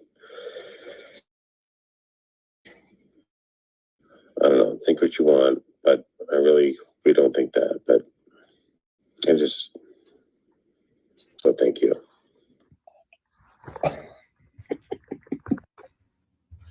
These comments are hilarious. Clearly, he and Higgy are two peas in a pod. Neither one of them have any game. Something tells me this is not the first time he has done this to his wife. You should play this loud as he arrives to court. It's like Canton is a portal to hell.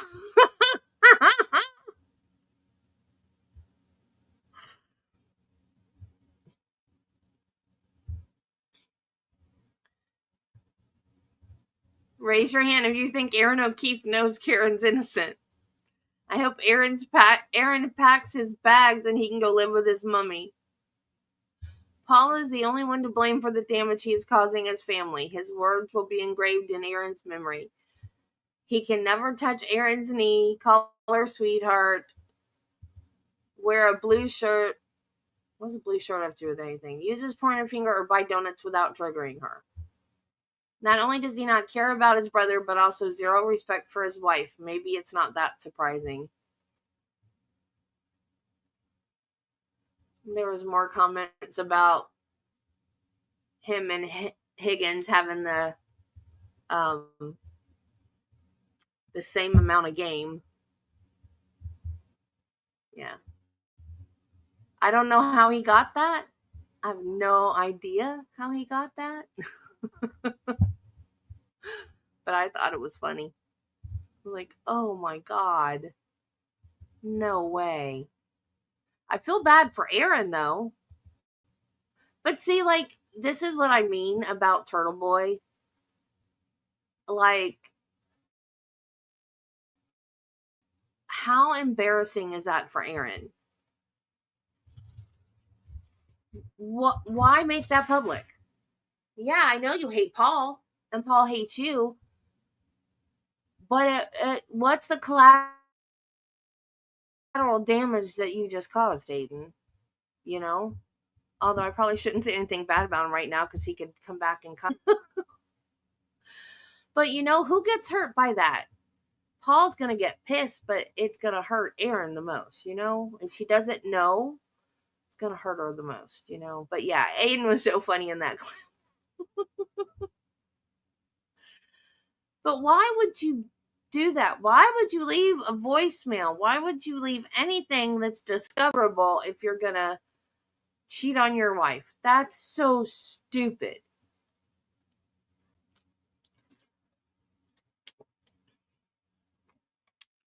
Maybe Canton is a portal to hell.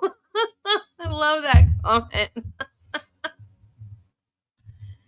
I don't know who he's talking about though. I have no idea. And Aiden, of course, at least he was that Mel was too. And I rarely watch Aiden, so I don't know if we're supposed to know who that was to or not. It was somebody that's watching the trial, apparently. Because in another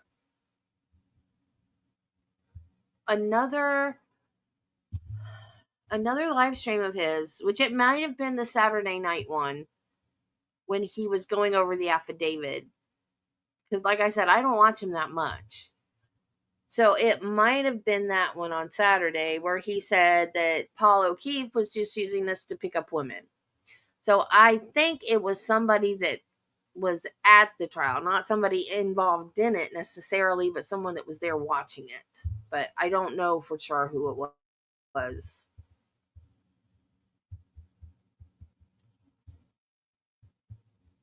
That's sad.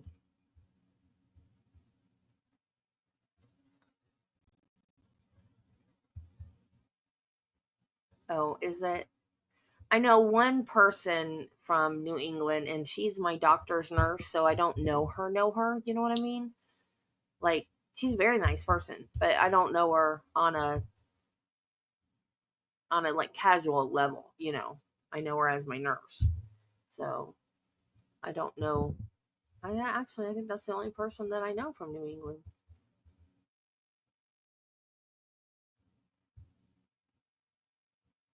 But yeah, it funny but sad for Aaron. But like Judy said, that this is a pattern with him apparently. But I don't get it. I don't understand cheating. You don't want to be with your spouse. Don't be with your spouse. Why do you need to have another one on the side? Who needs all that stress of sneaking around and whatever? That's stressful. And I know because in high school I dated somebody my parents didn't approve of and I had to sneak around. So don't tell me that I don't know what I'm talking about, because sneaking around is stressful and I've done it. He wasn't a bad boy. It was nothing like that. It was a racial thing.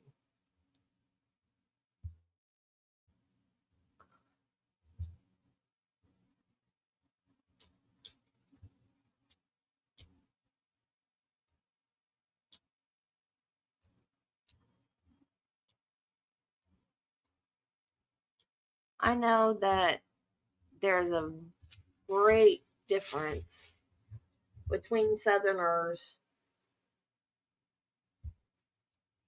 I should say Southerners and New Yorkers, because that's all I have. Well, the fan's spinning. I hate talking when I'm not on screen, because I feel like I'm talking to myself. I know that makes no sense. Looking at myself talks makes me feel like I'm talking to people. I don't know. But you guys know by now that my brain doesn't work right. And I don't know, maybe it's just her. I don't know. The worlds apart. Worlds apart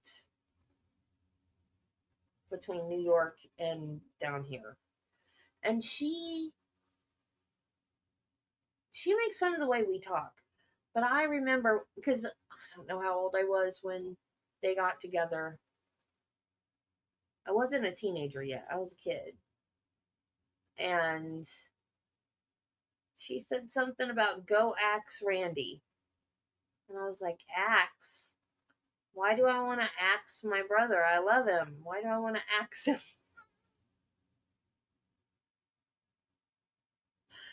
And then they moved up to New York and then had kids.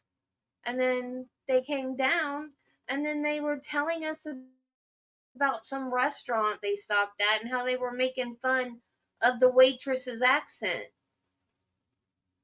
And I didn't say anything because I didn't want to start a fight. But I just remember thinking, you're making fun of her accent when you don't even say words right? What? She also doesn't like me because I remind her of her sister, who is the baby of the family. And her parents gave her money and bought her trips and everything she wanted. And because I am likewise the baby of the family and got money and trips and everything I wanted. And she was jealous of her sister for that. So she didn't like me because I was the same way. But my brother is my half brother, and my dad treated him just like he was his kid, and he got just as much as I did. So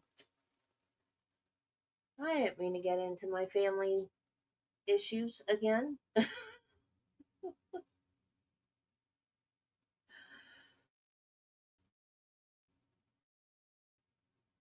Yes, there's I learned something when we drove up there.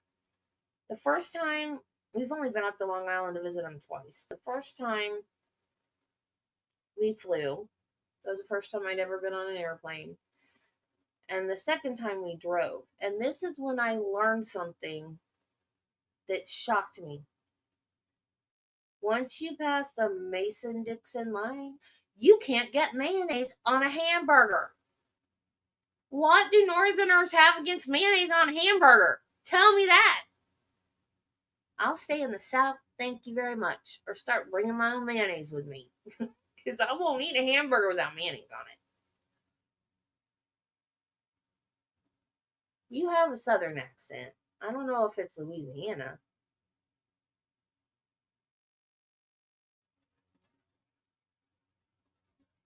But you do sound Southern. DC's Northern. It's in the middle of the line. But it's supposed to be in the middle of the line. That's the whole purpose. Why it's not a state. It's not a state. It's a district. And then people say I don't have an accent. Well, wait till I get mad or tired and you'll hear my accent. Thank you very much. You just said you were in Orlando for 15 minutes. What is that? That's not...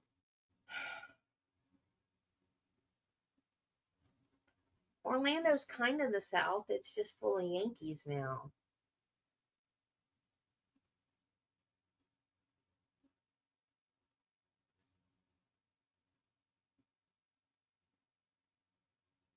Really?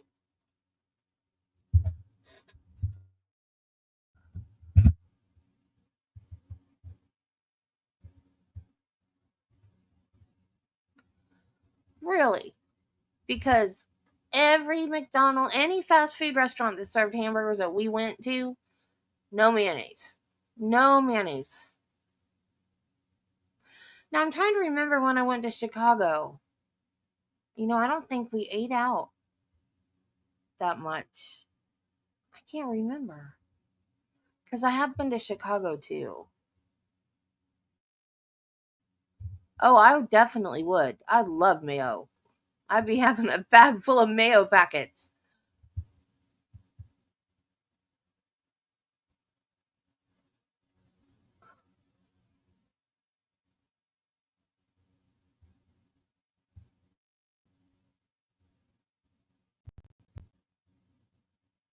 See, now the McDonald's where you couldn't get mayonnaise, I was in Maryland.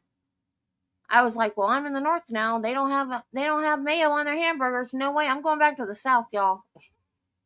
Take me back home. I can't get mayo on my burger. It was a McDonald's with no mayo. I couldn't believe it. I was like, no, oh no, no.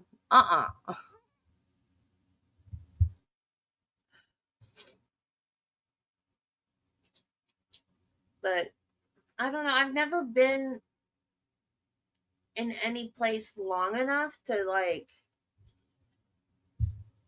really tell cultural differences in people. Yes, I've heard you talk. I've heard you talk on AJ's channel.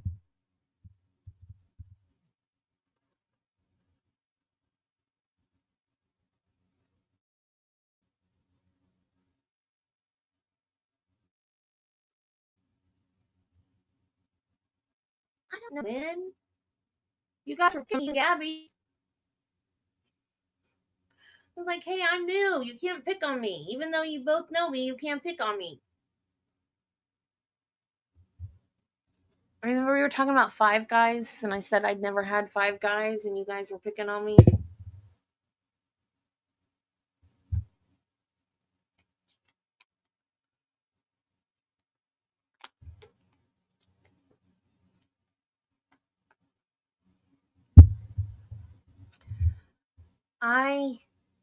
I love bread, but I tried to stay away from it as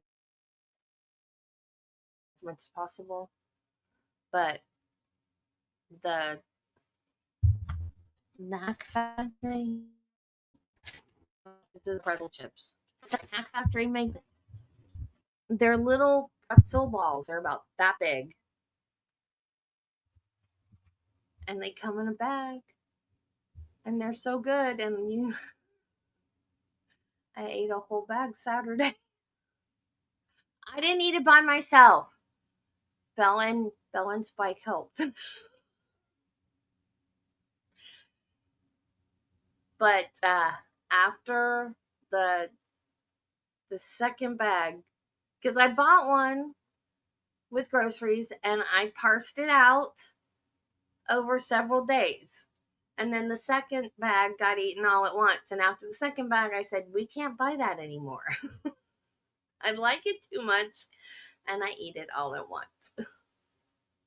AJ's not a boomer.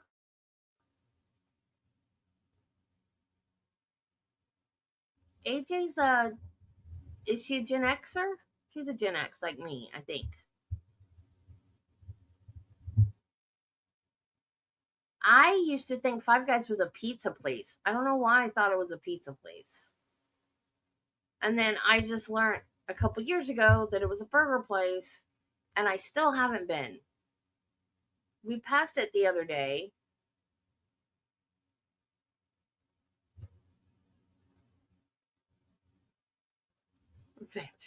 You're like throwback. You're retro. You're vintage. Yes, you are. What was I gonna say? Oh, the day that I went to Sonic, you guys know did you see the members only video of the hot dog at Sonic? You get a hot dog.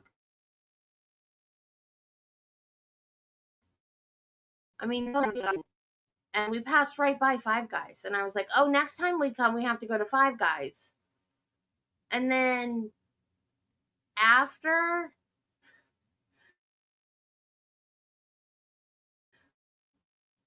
I made oh, I forgot it was a hot dog too, and it said could have gone.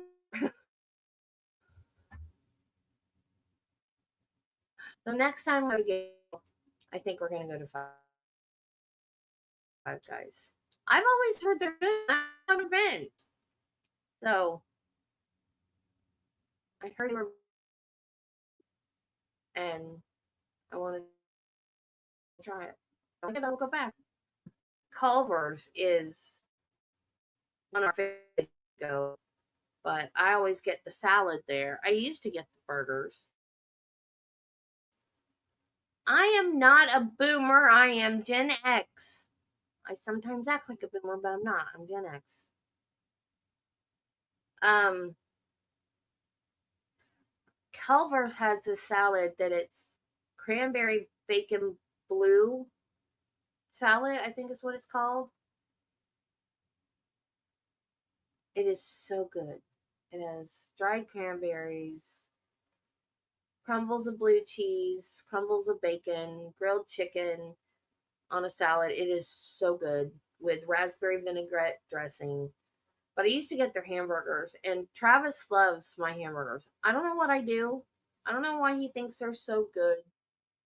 I guess it started in Wisconsin and then spread out because it does say it's like Wisconsin's best or something like that. They have fried cheese curds. They have pretzel balls that you dip in cheese. Like they're big balls. They're like, like a big soft pretzel. They're like that, but they're balls. And I think a serving is like 6 of them, maybe. They have frozen custard, which is like ice cream, but frozen custard. It's really good. They have all different flavors, and you can buy like a whole pint of ice cream. But I always get a salad there now. But Travis was like, I hate to tell you, honey, but their burgers are better than yours. Like any fast food restaurant, my burgers were better. But the first time we ate at Culver's, he was like, sorry to tell you, honey. I'm like, it's fine, honey. I don't care. It's good, except Robbie told me, I think it was Robbie, told me that cheese curds are supposed to squeak. So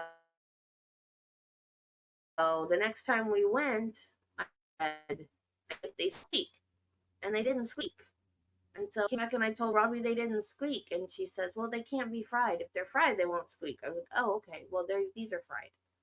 So I've never had one that wasn't fried. I don't know if I'd like them if they weren't fried. These are good. They're cheddar.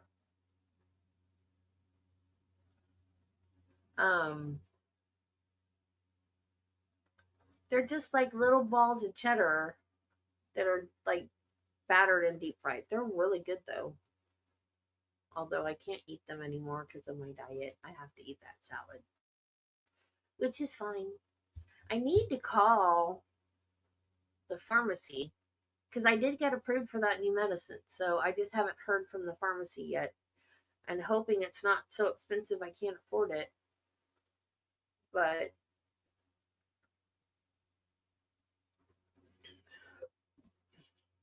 excuse me.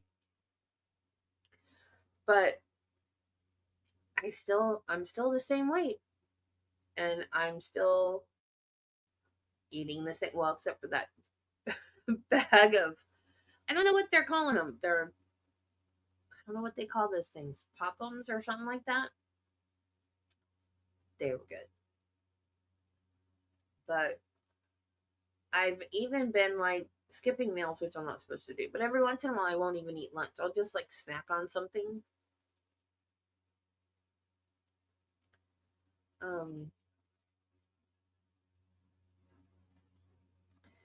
But I'm not losing, and I don't know why I'm not losing.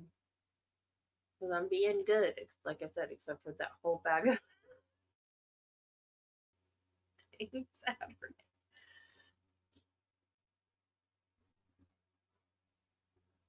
I had, what did I have? Scrambled eggs, toast for breakfast. I had an orange for a snack.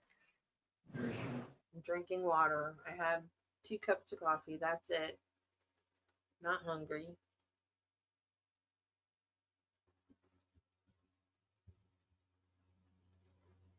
I think.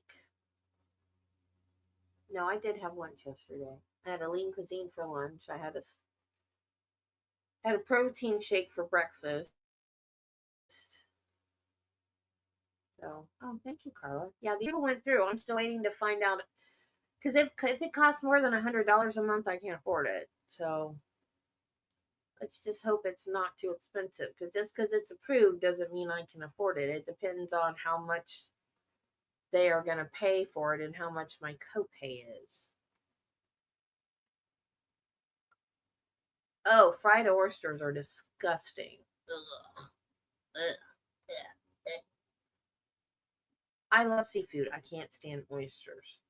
And it's not the shell thing. Because, like, I like clams. So I don't like mussels and I don't like oysters. So, but I love clams. So it's not that they're in a shell thing, you know? Because, like, some people, like, won't eat shellfish, but they'll eat other ocean dwelling things. But it's not a shellfish thing with me. I just don't like oysters and I don't like mussels. And yes, I've tried them. I don't like them. I like scallops if they're cooked right. Because if you can mess scallops up, I love lobster. Love, love, love lobster. The tail. I don't know if I've even eaten claws. I think I've only eaten tail. But I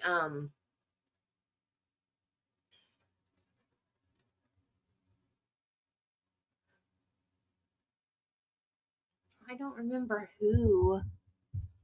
I think I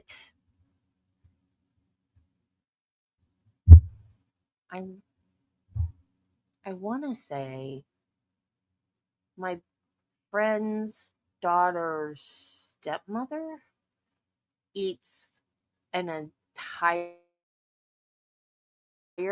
lobster and even the gallbladder, which is the green part that's supposed to be like a delicacy. Ugh, yuck. I don't eat organs. Ooh. I love crab. I could eat crab. I could go at a seafood restaurant and eat nothing but crab. Just give me crab legs. Keep them coming. Keep the crab legs coming. Keep them going. I love crab legs. I used to buy them. What is the session? Please be seated. But they're so expensive now. I can't afford them. Whenever you're ready, Mr. Leslie. Thank you, Your Honor. May I approach, please? Yes.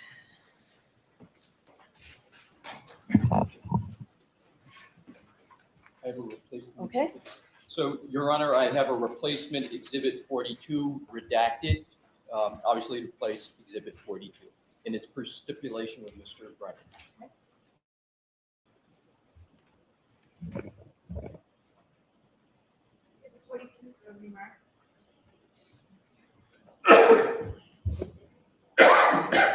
Yes, Original's gonna be IDC.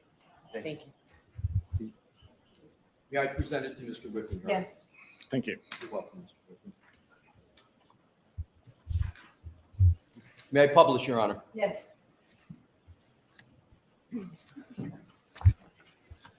And Mr. Wolf, if you could again, please enlarge, we're going to be focusing on the top entry of the chart again.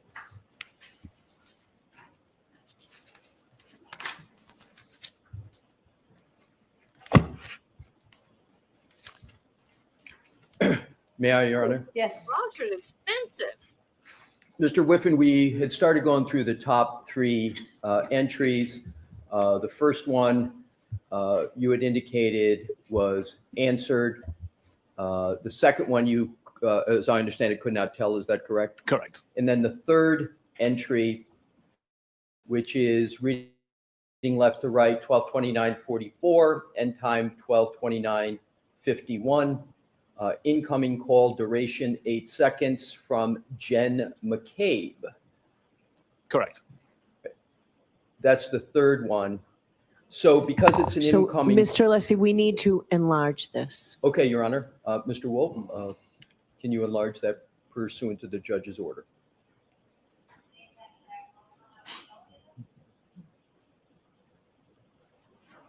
Is that sufficient, Your Honor? If you can make it as large as possible for the jurors, please, even if you have to do smaller segments. If we have to, Mr. Wolf, knock off the final right-hand column that's insignificant, there you go. All right, that's better. Okay, that's fine. Thank you. May I, Your Honor? Yes. Thank you. So I want to now go to the last one for this exhibit. It's reading from left to right, 12:29:44, 12 Cave. Again, it restates duration 8 seconds. Correct.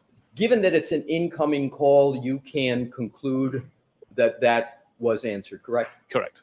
Now, if we could go back down and focusing on just the first three by way of example, Mr. Wolf, do just as Her Honor has requested, enlarge it as large as possible.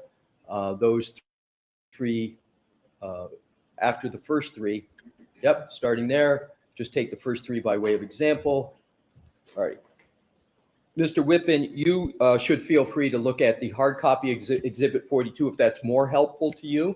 But what I want to do is to focus on start time 12:33:35, reading across activity, incoming call, unanswered, and then to the right, Karen Reed. Do you see that, sir? I do. And do you see the same types of entries for 3409 and 3438? I do. And those calls are unanswered, correct? Correct. So in contrast to the, now Mr. Walker, we can go back to the chart, trying to capture 6 and enlarge those ones last time. Thank you. So in the first one at 14:36 and then skipping one to 29:44, those are answered, but then starting, excuse me, at 33:35 and 34:09, those are unanswered, correct? Correct.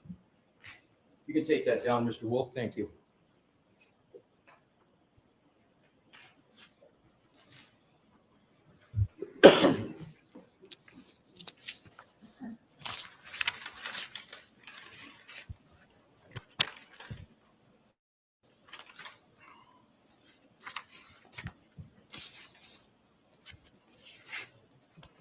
We have a moment, Your Honor, to switch topics.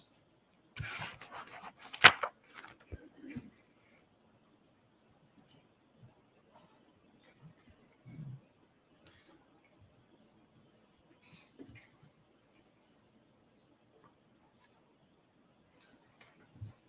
think we all just think over.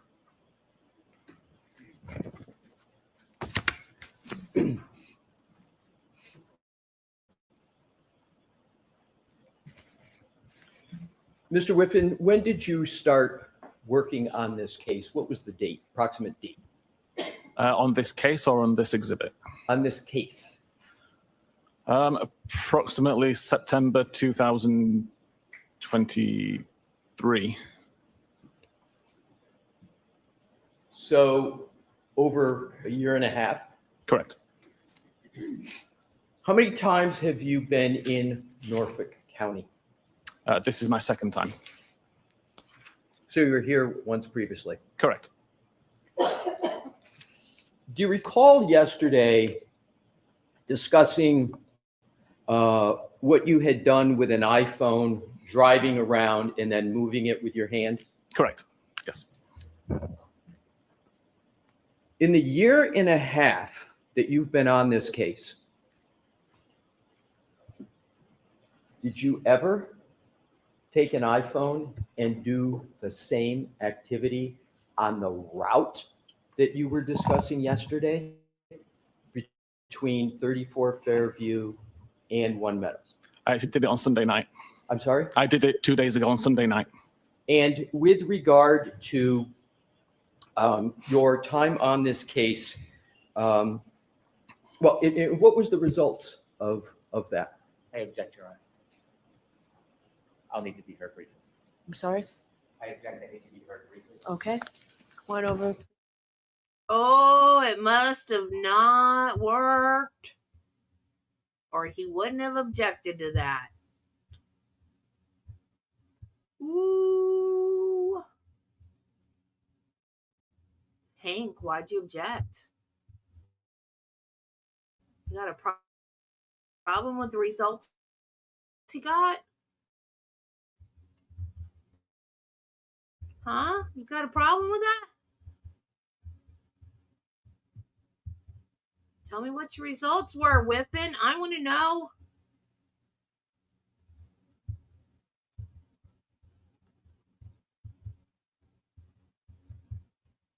I'm sure if he didn't get the same results, he has an excuse for why he didn't get the same results.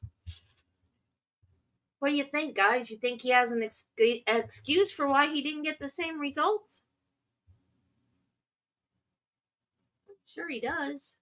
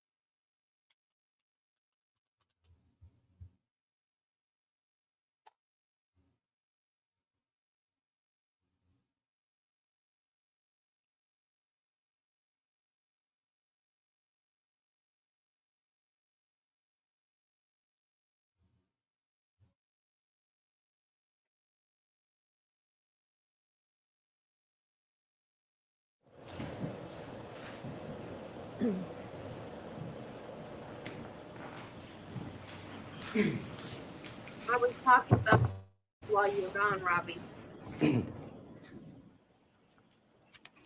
Yeah, Your Honor. Yes.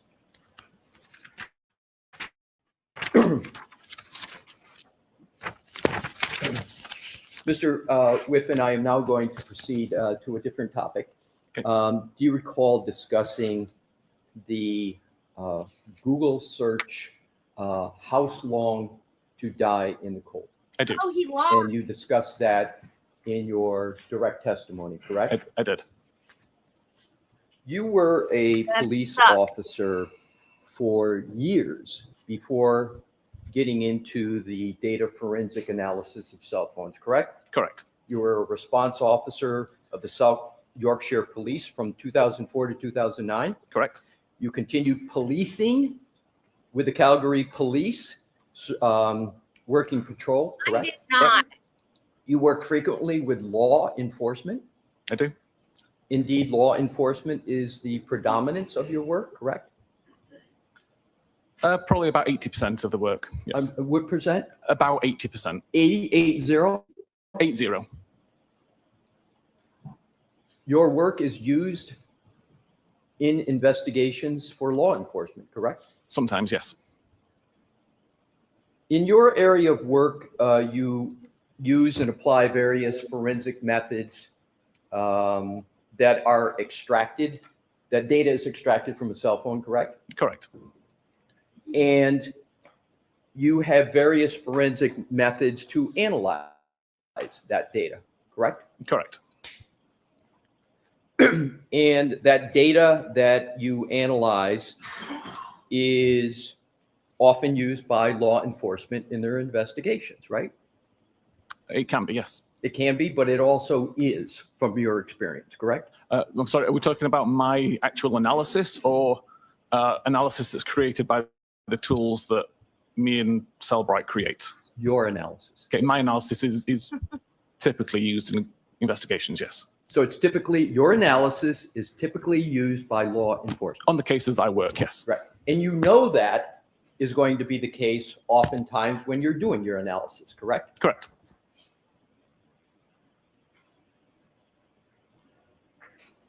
And forensic software is used to gain access to people's devices, correct? Correct. Such as cell phones, right? Correct. So And there's something called an extraction process from a cell phone that you discussed in your direct testimony. Yes. Now, I'm not going to go into too much detail, but I want to cover, because it would be covering old ground, but I want to cover some of it. Okay. It's important, is it not, that the extraction process on a cell phone be performed correctly? It is, yes. And that's so that the data that's extracted from a cell phone is complete, correct? Correct. So that the data is correct, Correct. and so that the data is reliable. Correct. And data forensic examiners and people in your area of work need to ensure that the extraction file has not been tampered with, correct? Correct. Because if an extraction file has the possibility of tampering, then the information and data from it can be unreliable, correct? Correct. And there's a generally accepted methodology for how to perform an extraction of data from a cell phone, correct? Typically, yes. One of the key ways to determine whether the data extracted from a cell phone is valid and has integrity is to evaluate whether the extraction process created what is called a hash value, correct? Correct. And a synonym for a hash value is a hash signature, correct? Correct. And a hash value or hash signature, I'm just going to use hash value. Is that acceptable to you? I'm fine with that. Thank you. So a hash value is a unique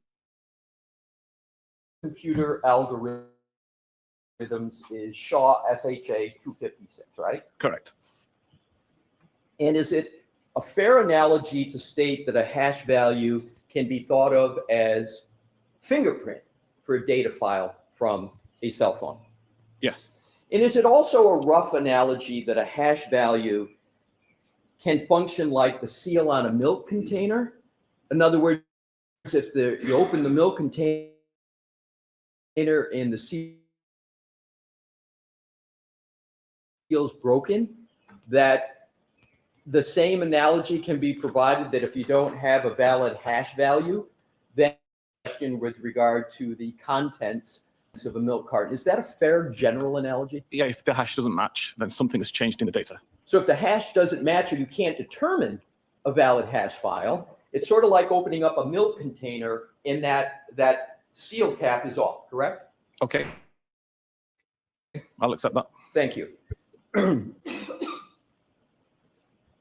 Now, if a data file is altered in any way, the hash algorithm is going to produce a different letter in numeric string than the previous hash value for that same alleged data, correct? Correct. So that alphanumeric number is important because it can, if it's different, then it means something happened to that data, correct? Correct. And isn't it important for examiners, anybody in data forensics, to know whether or not the data they're looking at has a valid hash value? It would depend, in my opinion, on the origin of the data. But you would agree that it's much better to have a valid hash value for data than not, correct? I'd like to see the hash value match, yes. You would like to see the hash value matching, Yes. correct? Now, once data from an iPhone is properly extracted and you get a hash value, then the examiners of the data seek to pass and decode the data to try and make some sense of the data in a more user-friendly format so that a report can be created for investigators, correct? Correct.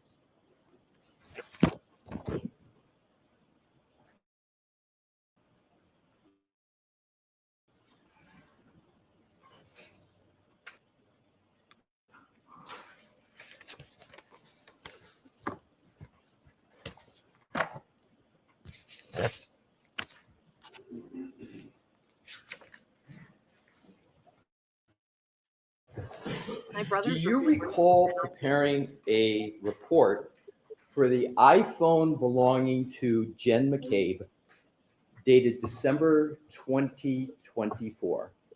I do, yes.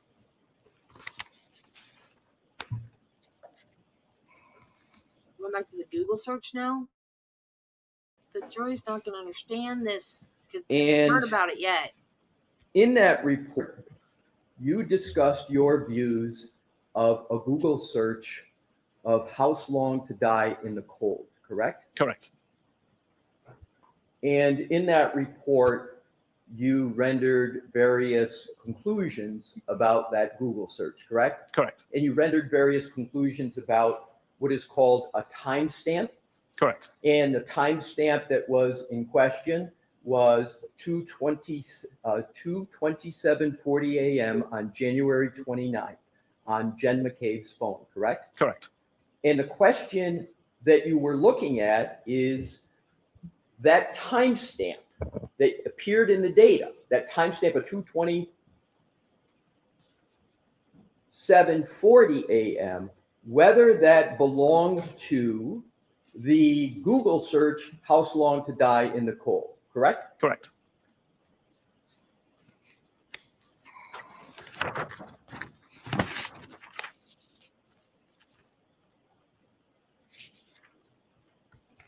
And you testified yesterday with regard to that very issue, correct? Correct. Now, in your report of December 2024, you discussed the hash value of that cell phone, correct? I believe so, yes. Yesterday, in your direct testimony, you didn't mention anything about the hash value with regard to Jen McCabe's phone, did you? Not in my testimony, no. The answer is no, correct?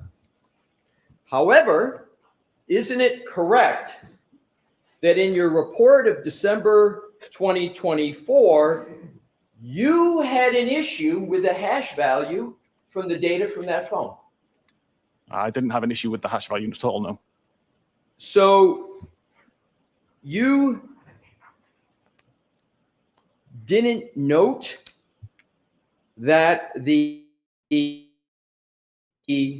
was not possible with the gray key extraction as the PDF containing the extraction has its value, that it was unsigned? That was not an issue in your report? The hash value matches, but because I didn't do the extraction, I'm unable to actually validate that was an original hash and hadn't been modified. Exactly. So you didn't do the extraction, but you couldn't validate the hash value, could you? No. So you couldn't determine whether or not any of the data on that cell phone of Jen McCabe had been tampered with, correct? I take a holistic view of the data and try to find anomalies and didn't see any that raised any flags. That wasn't my question, sir. Okay. I was gonna I'll say, try it a different way. on what he asked you. Just answer You the question. concluded that the hash value was unsigned, correct? Correct. They were always unsigned. Okay, That- apologies. You concluded that the hash value was unsigned, correct? Correct. Thank you. Why do they do that? And you Request went on, did you not, in your report to say that expert. It's not a concept. this hash value could be used as a suggestion of authentication, but cannot be guaranteed 100%, correct? Correct. Did you discuss any of that doubt, I'm sorry, that Raj. suggestion of authentication, but can't be guaranteed 100%, it all in your direct testimony yesterday? I didn't know. And again, hash values are very important concepts for data forensic examiners, correct? For integrity, yes. I don't understand hashtags. I mean, in that sense, I don't. Do you know the chain of custody of Jen McCabe's iPhone? I don't know. So you don't know the chain of custody of her iPhone. You have an unsigned hash value, and you can't guarantee the hash value authentication, correct? No, The objection's overruled. not from the hash value, no.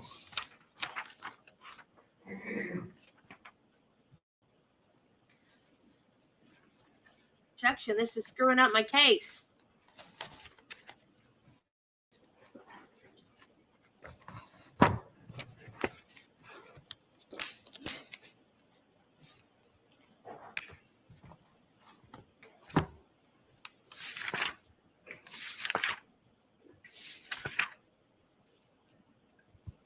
Let's go back to the 22740 timestamp and the question of whether that timestamp is associated with a Google search, how long to die in the cold.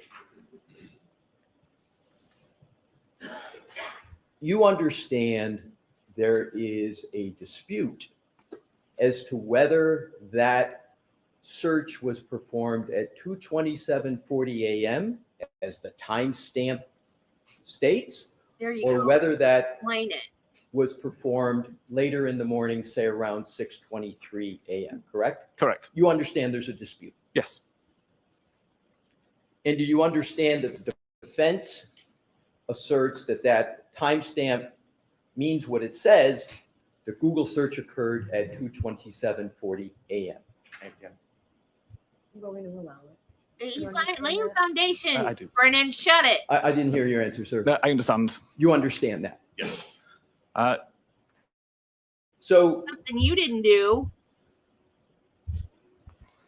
there are various data forensic tools, are there not, to evaluate what is called an artifact, this timestamp, correct? Correct. And those data forensic tools include Celebrite tools, your company's tools. Yes. And some of those Celebrite tools are called Physical Analyzer. Correct. And then you have another tool, I believe, called Insights. Insights is a suite that includes Physical Analyzer. Okay. But yes. So it's Insights is a suite. Essentially the same tool. Essentially the same tool. So does Insight, well, essentially, but they're two different tools, correct? The two different versions of the same tool. Thank you. Two different versions of the same tool. Yes. But there are other tools from other companies, are there not, sir? There are. And a competitor of Celebrite that can be used to analyze that 2:27:40 a.m. timestamp and to potentially resolve that dispute of whether the Google search "How long to die in the cold" occurred at 2:27:40 a.m. or later at 6:23 or so a.m. There's other companies and tools that can be used for that, correct? Correct. And isn't one of the companies that can be used the competitor of Celebrite called Magnet Forensics? Correct. And they have a tool called Axiom, AXIOM, that evaluates questions such as this, correct? They do. And is Magnet Forensics a reputable company? They are.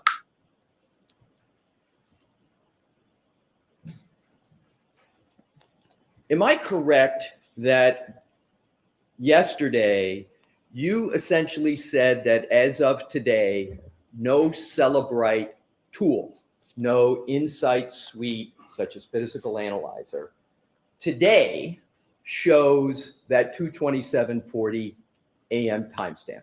Correct. If you use any version from the last approximately year, that timestamp won't show up.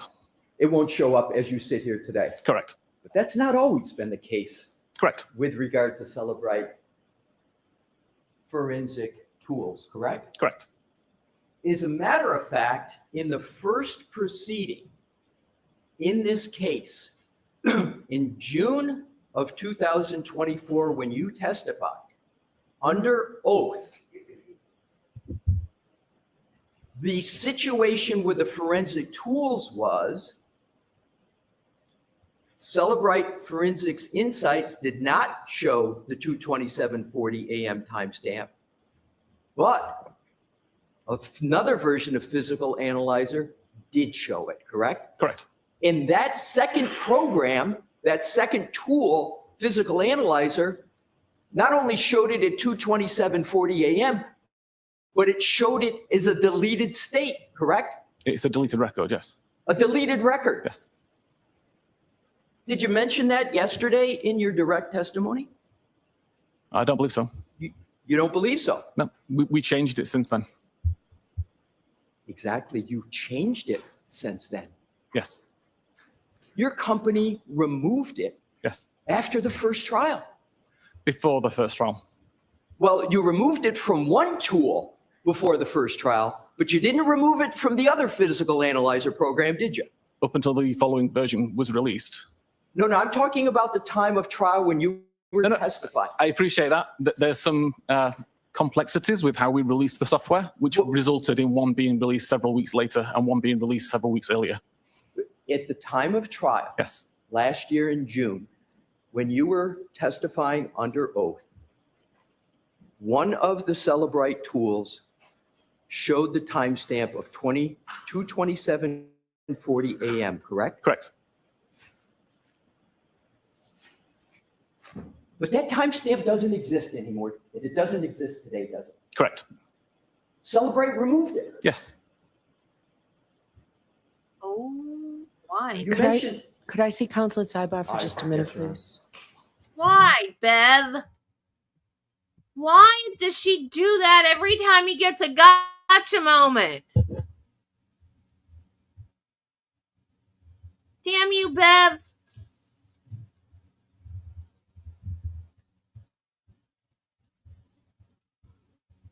Why do you keep interrupting the flow?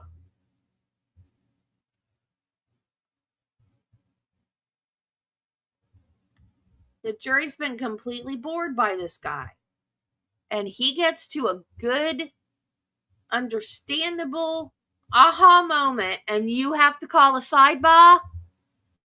What the fudge, Bev?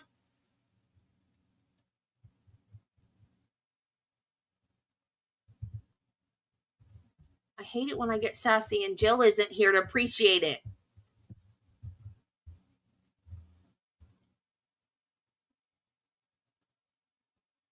No, Jill. He didn't do Warnos. We're talking about the YouTuber AJ.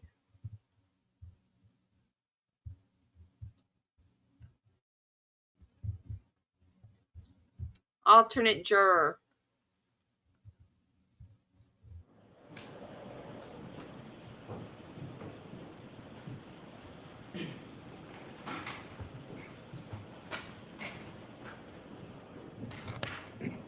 Go ahead, So- Mr. Lesson. Thank you, Your Honor. So with regard to the first proceeding, there was one Celebrite forensic tool that still showed the 2:27:40 a.m. timestamp, Correct. and it was shown in a deleted state. The record was deleted, yes. The record was deleted. And then after that, Celebrite outright removed the timestamp from so none of its programs had it, correct? Again, if I could explain a little bit about how it works. No, I'm sorry. Okay. If you could just respond to my question. Is that correct? The timestamp's been removed, yes. However, the competitor of Celebrite that we just talked about, Magnet Forensics Axiom, Yes. that program at the first proceeding showed the 2:27:40 a.m. timestamp, correct? Correct. And as a matter of fact, as you sit here today, the Magnet Forensics program, Axiom, still shows the 2:27:04 a.m.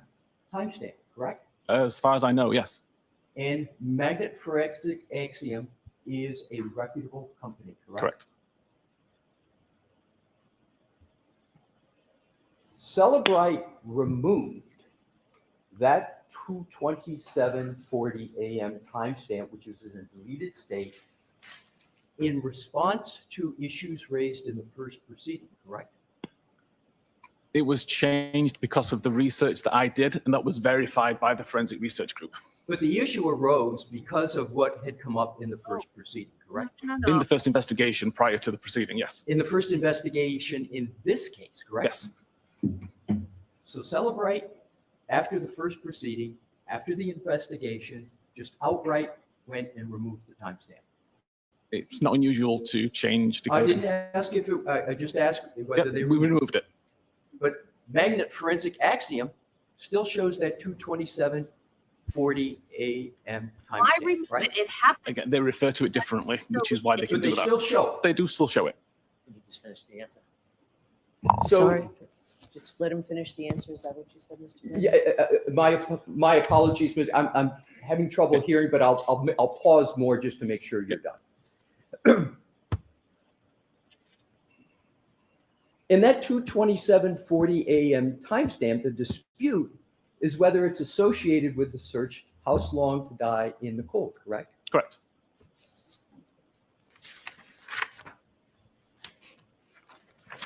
Let's talk a little bit more about the first proceeding in this case.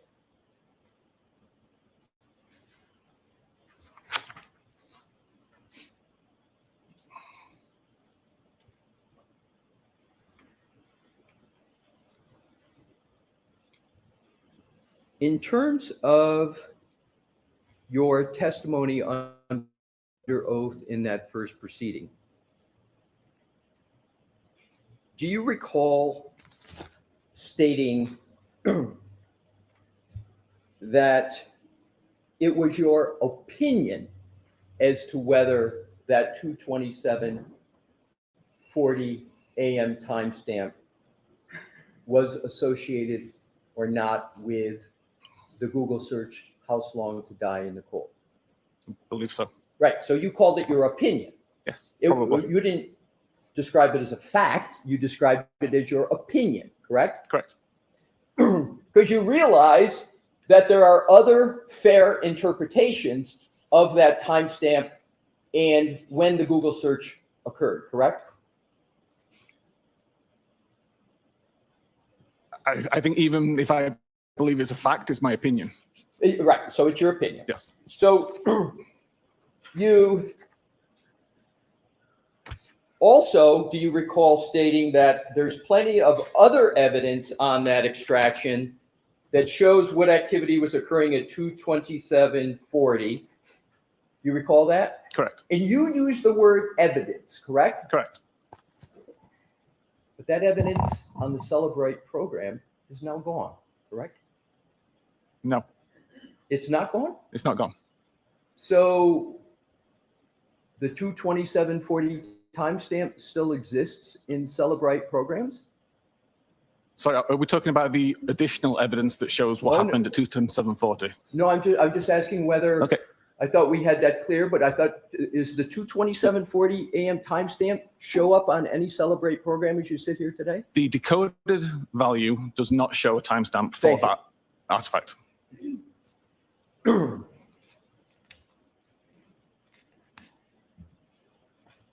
Sir, does your work include shaping how examiners will see the data when they open it? Yes. So you shape how the data is going to be, correct?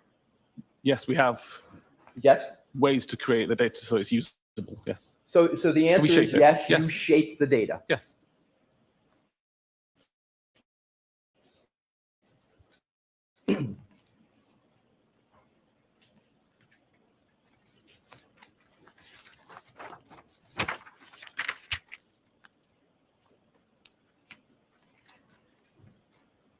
These various forensic tools, Celebrate, Insight Suite, including Physical Analyzer, Magnet Forensics Axiom, these are all tools, and we know that no one has access to the Apple source code on iPhones, correct? Correct. And the best source of information about what may be happening inside of an Apple iPhone would be if one could get the source code and look into the source codes to see what's actually happening, correct? Correct. So what happens is in data forensics, because Apple considers it proprietary and people can't access the source code, there's these various data forensic tools that in some ways try to serve as a surrogate, given the fact that there's no access to source code, correct? Correct. That's fair. So the best information would come from the Apple source code, but nobody has access to that, or few people do. Therefore, these other forensic tools are used. Correct.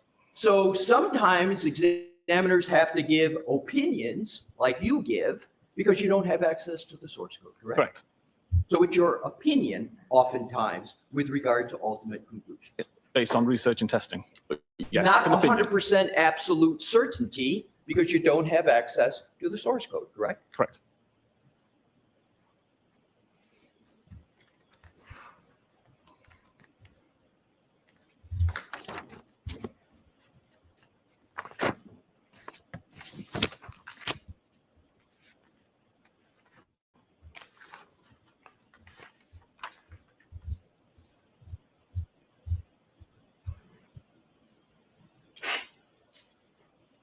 You have a moment, Your Honor, to switch topics, please? Yes. Thank you.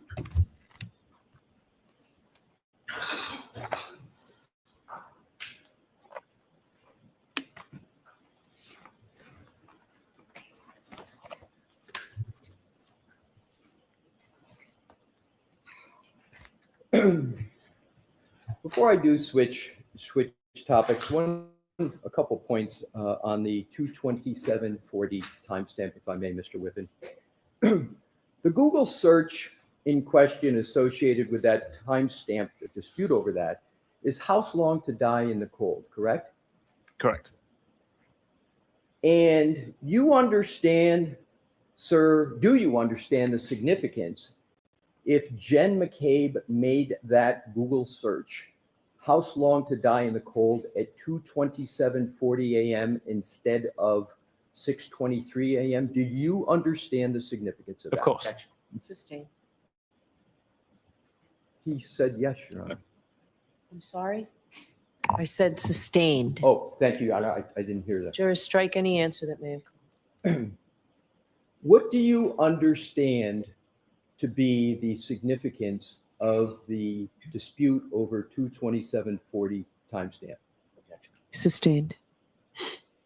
Mr. Whiffen, with regard to the 22740 a.m. timestamp, have you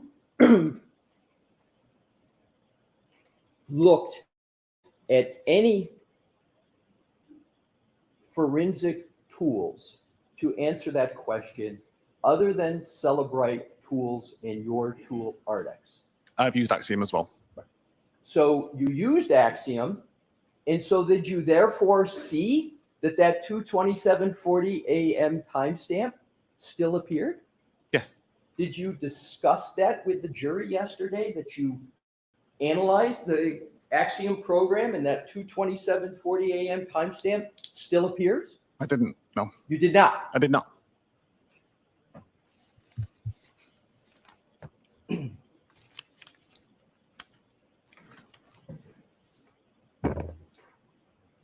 Could we please, with the court's permission, put the PowerPoint presentation back up and go to deck 26?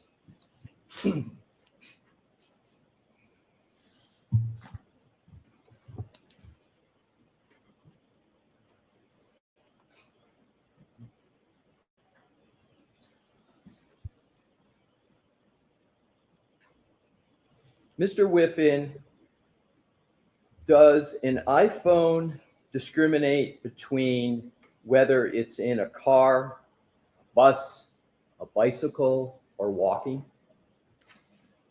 It can, but I don't have the research on that. Right.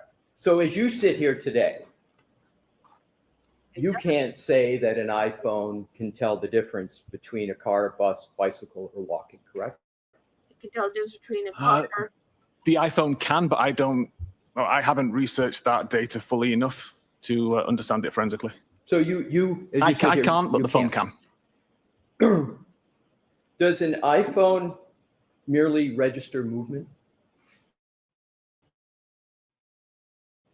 It could tell if you're going fast like in a car. Let me rephrase that. Do you recall yesterday discussing movement at a speed of about 1.4 miles per hour at 12:24:37 a.m. on Yes.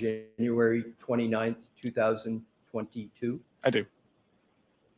A person walking at a normal to even a slow pace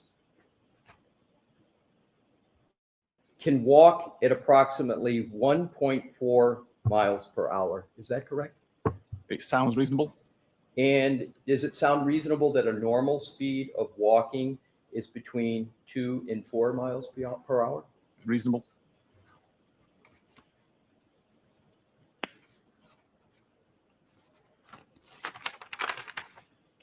Now that I think about it, it's not just Pokemon Go. It's anytime you open up your phone to do something in the car, you have to click on I'm not driving. Switching It knows topics, you're Cheryl, in if a I could car have a moment. because of the speed. Now that I think about it, yeah, take it's that. not Okay, just thank with Pokemon Go or the AR games. It's with anything because it registers the speed of the car. So it knows it's in a car, moving in a car. And it will automatically pop up, I'm driving or I'm not driving. And you have to click on I'm not driving to continue. And then it'll turn off driving mode.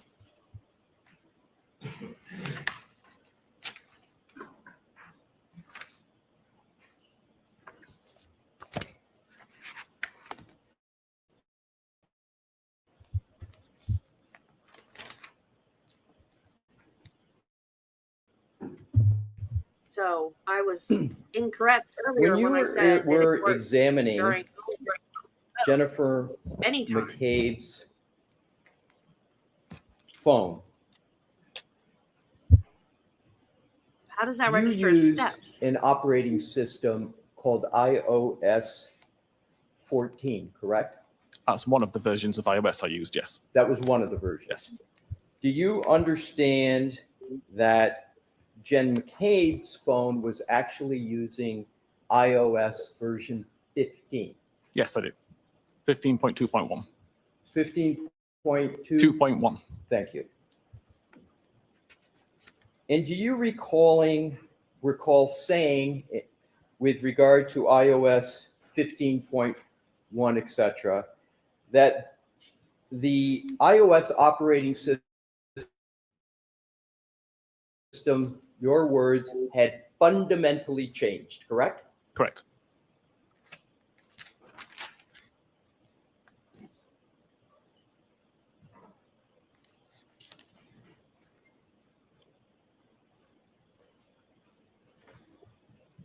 Now, with regard to, we're back to Jen McCabe's phone, we're back to 2740, the issue of deletions. You stated yesterday that deletion occurred after January 31 of 2022, is that correct? Correct. But you couldn't determine how that deletion occurred with certainty, correct? Correct. And you gave 3 possibilities that you analyzed, correct? 3 or 4, yes. 3 or 4. And one of them was deleted by user, correct? Correct. Another one was that the search occurred but never loaded. That would be the reason that there was no data found in the history.db file. But that was another of the 3 or 4 reasons, correct? That wouldn't cause the deletion of the record Right, necessarily. Right. And then you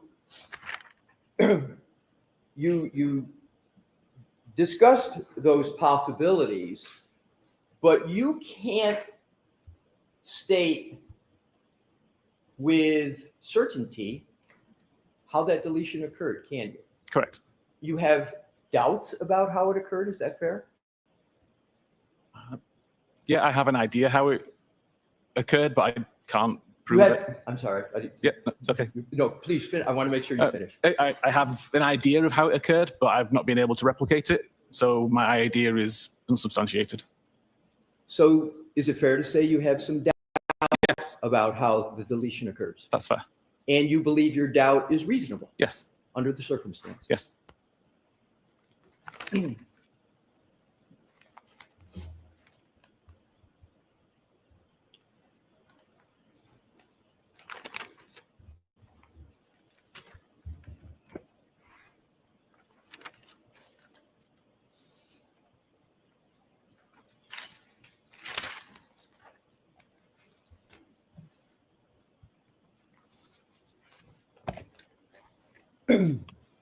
Your Honor, that is the extent of my questions of the witness at this time. Mr. Brennan? Thank you.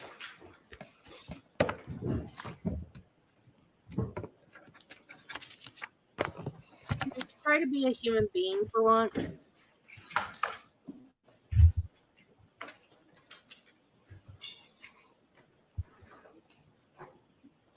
Let me do that, please.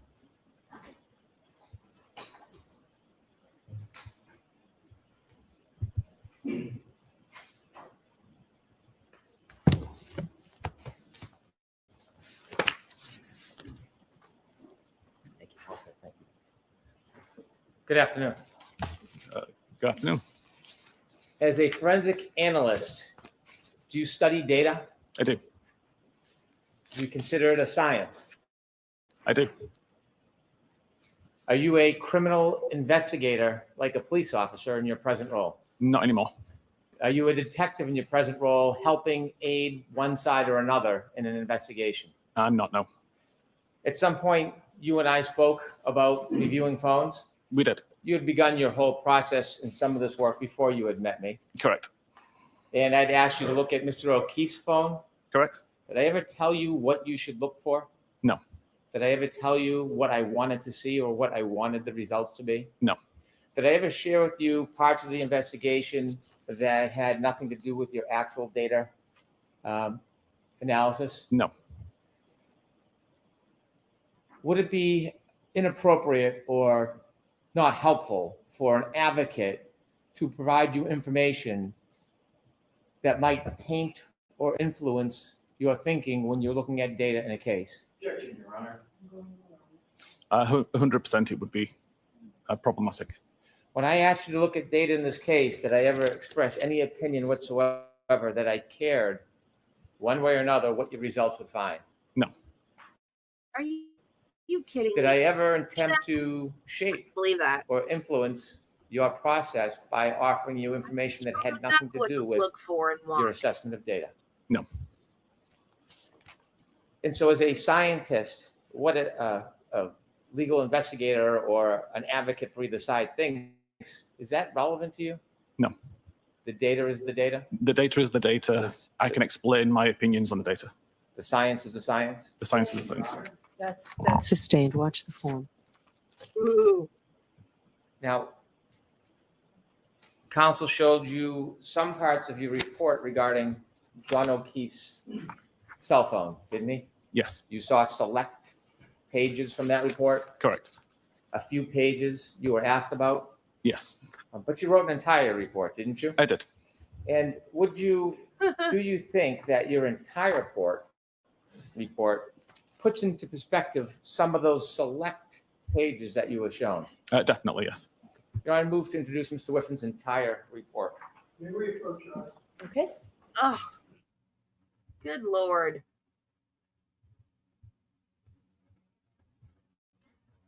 Do you really think he submitted evidence to this guy and said, look at this, without specifically telling him what they needed the outcome to be? Look at this 2:27 a.m. Google search. We need to know if she really did it at 2:27 a.m. Do you not think he said that? I mean, come on. That's the whole purpose of the Google of this whole thing. The only reason why, well, not the only reason why. It's not the only reason why the phone was extracted, but the whole reason why they need to testify about Jim McCabe's Google searches is because of the how long to die in the cold. So of course he mentioned that to him. That would be stupid. And then what if he came back with a report that said nothing about Haas long to die in the cold? He would say, "Oh no, I need you to go back and look at it again. Because you didn't look at the part I wanted you to look at." Don't tell that's ridiculous. And stupid that he expects anyone to believe that. Just my opinion.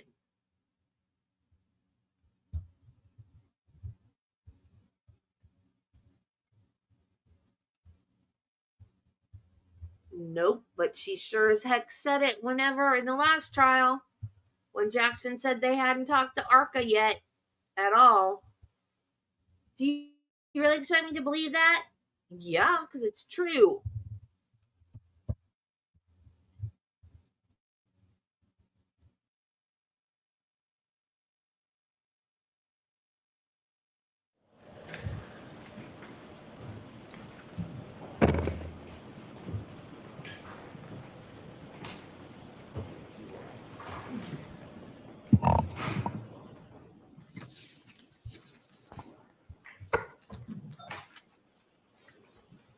Do you still have your report with you, Mr. Whiffen? I do, yes. Okay.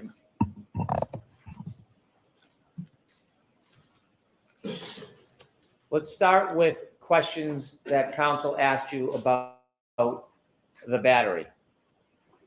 When you were trying to determine how the battery worked, you shared with the jury that you did certain testing. Correct. What was the purpose of that testing? To make sure that the battery temperature sensor would be affected by environmental temperatures, such as being in the freezer, such as being outside, being brought back indoors, and to make sure that the fall and rise of the temperature sensor, at least the pattern would match the expected pattern and would match the thermometer that was alongside it. When you put the batteries or the phone in the freezers, did it matter what the temperature of the freezer was when you put it in it? I didn't believe it did. What was the purpose again of putting it in the freezer? Just to remove the device from the warm environment, which was outside of the freezer, placing it inside the cold environment of the freezer and just seeing how the temperature dropped. As you mentioned, you look at data through science, correct? Correct. And so did anybody ever share with you the important points of the decrease in temperature of the cell phone battery to try to influence your results? Objection, Your Honor. I'm sorry, could you Did rephrase? anybody try to tell you important points of the evening on January 29th, 2022 in an attempt to influence your studies on the fact that a battery or a phone, when it gets colder, the battery temperature decreases? No. So when you developed the graph of the battery temperature and you followed the progress of that temperature declining through the night, was there any other scope or focus of yours other than to simply track the data? Just tracking the data. Similarly, when you looked at healthcare data, were you asked to try to see if the healthcare data could fit a certain theory or argument? No, I was not. You were looking at the healthcare data. Were you looking at it independently? It's I not was. healthcare, dumbass. Now, it's not your opinion, or you're not taking the position what the meaning of that data matching up is, are you? No. No one's asked you to give an opinion about the coordination of data, have they? No. So if the data just coordinates on its own, that has nothing to do with your opinion. Objection, Your Honor. I'm sustained as to. You mentioned when you put a cell phone in a colder environment, like a freezer, you noted that the temperature goes down. Correct. Do your studies also show that when the cell phone is taken out of a certain temperature and put in an increased temperature, the cell phone battery temperature goes up? It does. Do you have available for the screen the battery graph that we had on your PowerPoint? Do 2 seconds.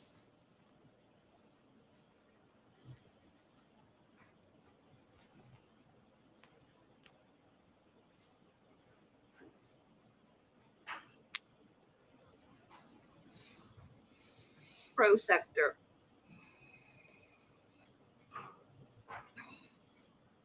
If you could go back one to where it's just the chart, please. And if you could enlarge it, we'll start near the top. Oh, that wasn't Jackson. 2 That was seconds. Alessi.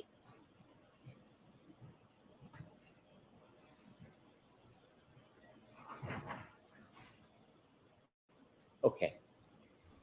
At 12:20:43 on January 28, 2023, the battery temperature is 77 degrees. I'm sorry, that's 8:43 p.m. That's all right? 8:43 p.m.? Yes, the first Yep. record. 77 degrees? Yes. And if we look down to the last box on January 28, 2023, Yes. so at 23:28, that's 12:23:28? Objection, Your Honor. Move your approach, please. Okay. Sorry, Jill. That came off bitchy. I didn't mean to come off bitchy.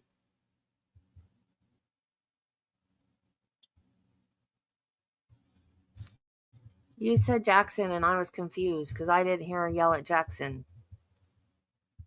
But that was at Alessi, because Alessi was the one doing that was Alessi. He was doing the cross exam.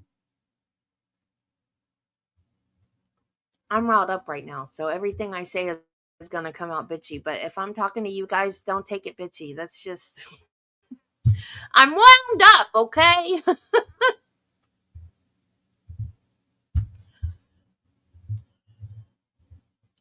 Brennan and Bev both are pissing me off.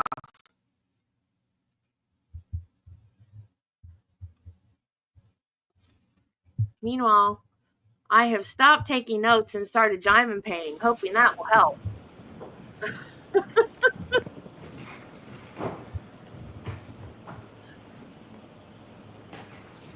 I'm going to ask them.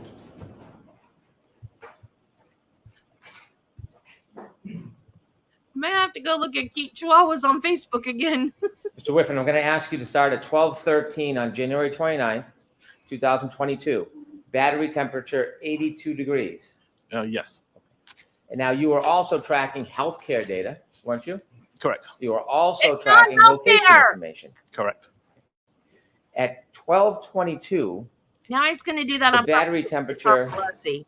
is 77 degrees Fahrenheit.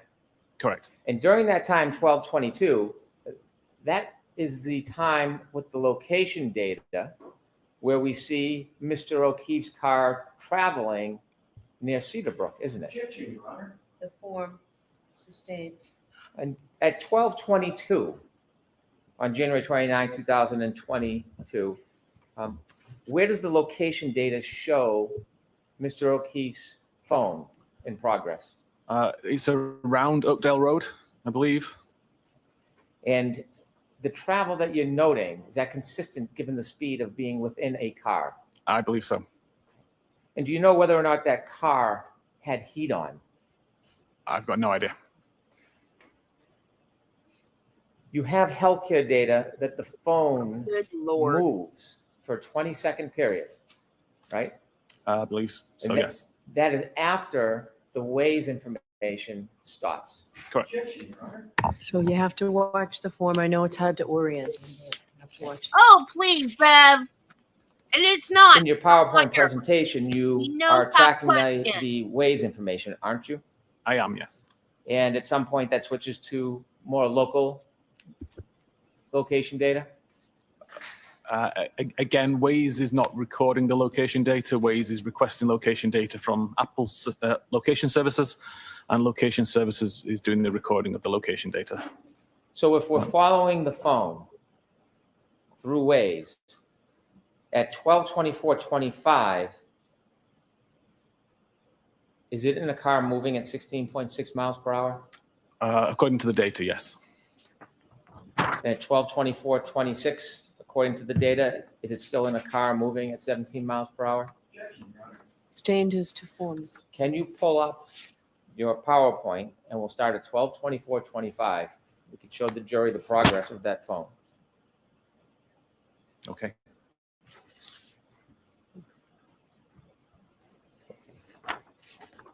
And at 12:24:25, how fast is Mr. O'Keefe's cell phone moving? The data on the device says that it was moving at around 16.6 miles per hour. Next page, 24:26. 17 miles per hour. Next page, 24:27. 15.9 miles per hour. Next page, 24:28. 14.5 miles per hour. 24:29. 12.1 miles per hour. 24:30. 11.5 miles per hour. 24:31.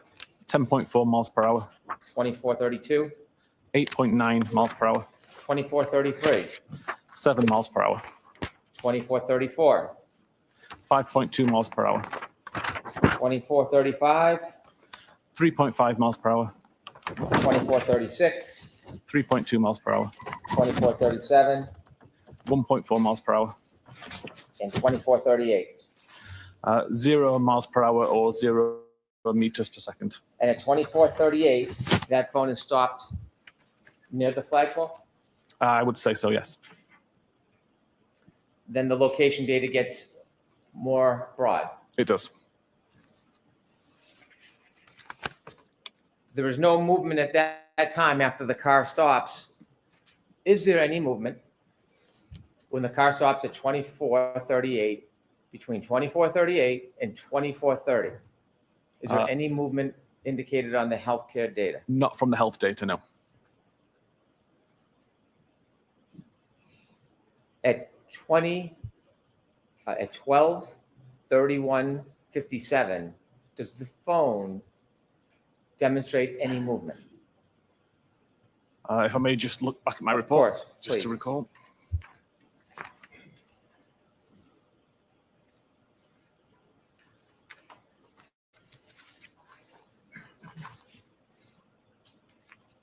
What time was that, sorry? 12:31:57.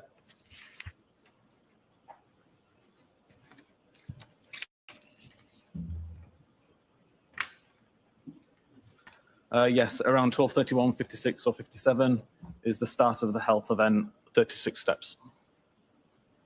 How long? How many seconds does that phone move for?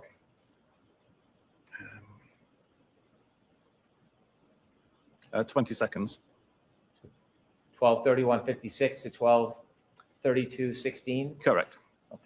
And is that the only time that the phone moves from the point it stops at the flagpole until the next morning? Correct. The only time. Correct. 12:31:56 to 12:32:16. Yes. And when that phone moves, you can't tell if it's walking a straight line or in a circle. Correct. You don't know if the phone is pacing back and forth. Sustained is to form. Can you tell how far a phone moves from its origin, from its original point when you're counting steps? No, iOS creates the calculation, number of steps times the person's gait, and provides the 25.4 meters value. At 12:32:16, when that phone stops moving, John O'Keefe's phone stops moving, do you know the next time it moves again? I'm going to allow it. It's approximately 6:15. Now, less than 5 minutes later, 12:37, that battery in that cell phone gets another temperature reading, doesn't it? It does. Does it go up? It goes down. And it goes down to what degrees? 72 degrees. And over the next 8 minutes, does that temperature even or go up? At 43 minutes past, there was another reading of 66 Fahrenheit. And then at 12:53, that's about, what, 21 minutes or so after that phone stops moving? What's the temperature? I'm sorry, at 12:53? Yes.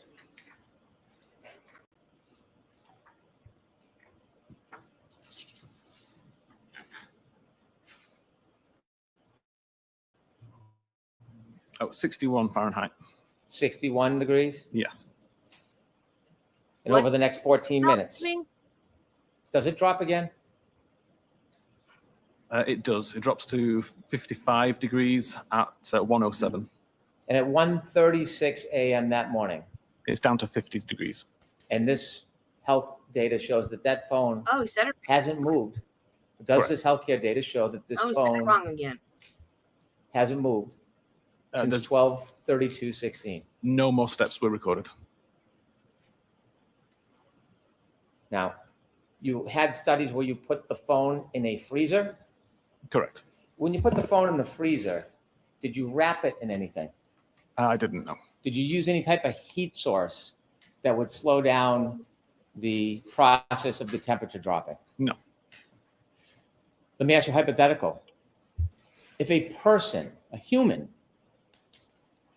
was lying prone on a cell phone outside and had a body temperature directly touching the phone, in your opinion, could that slow the process of the temperature decreasing as compared to just simply putting a phone in a freezer?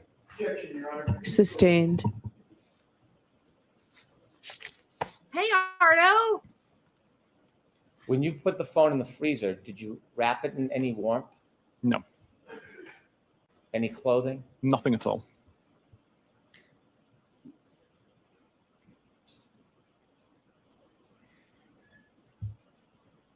Now, you don't know the temperature, but you said there was a blizzard outside?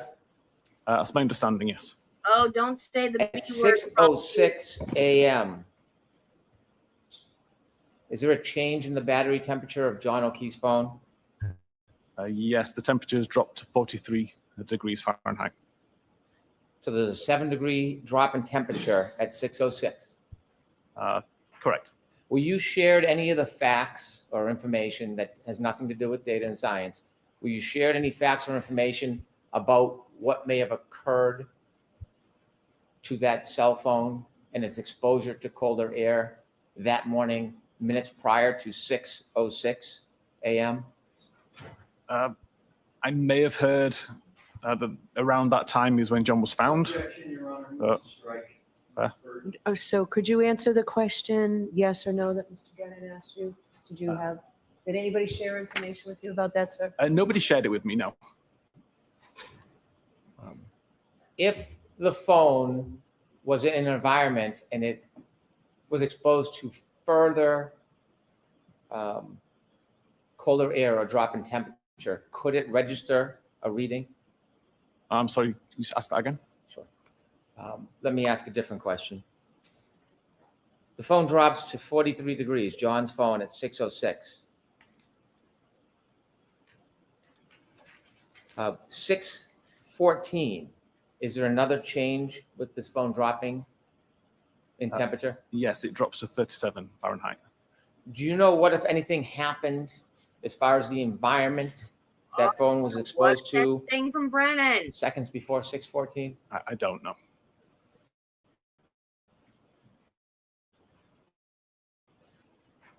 Do you know if that phone at 6:15:01 was then placed in a warmer environment like a pocket or a car? Do you I know? have no idea. But your data shows at 6:35, there's an increase in temperature. Ardo. When the jury's not there, he's evil. That's the best word I can think of. He's evil. He twists things, he manipulates things. He's mean and accusatory with witnesses that he doesn't need to be. Anybody else want to chime in on Brennan? I like the additions to the defense team. Well, Alessi specifically, because we haven't heard from Victoria George yet. She was a juror in the last trial. She's one of the alternates.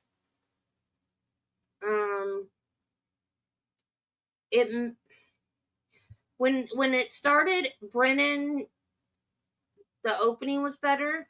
The first two witnesses kind of told a better story than Lally did at the beginning, but they did the jury view already, which I think is too soon. They put experts on the stand too soon, like we know about Google searches and stuff, but we don't have any context to the Google searches.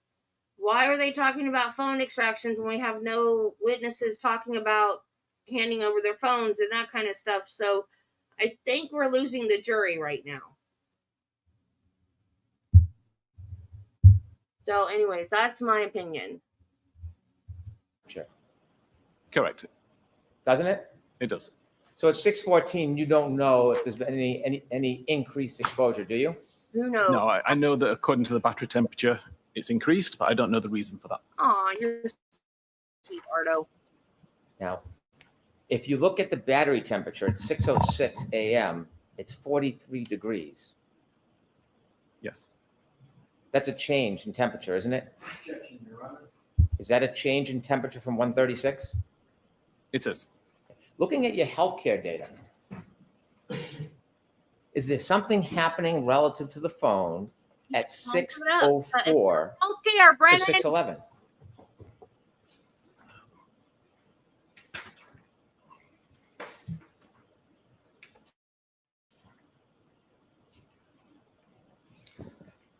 That is 432 steps were recorded at that time. Can a phone record steps if it's being moved back and forth? It may record some. It's difficult to say how many would be misunderstood as being steps taken. If you're shaking an object that moves the phone violently, could it record steps?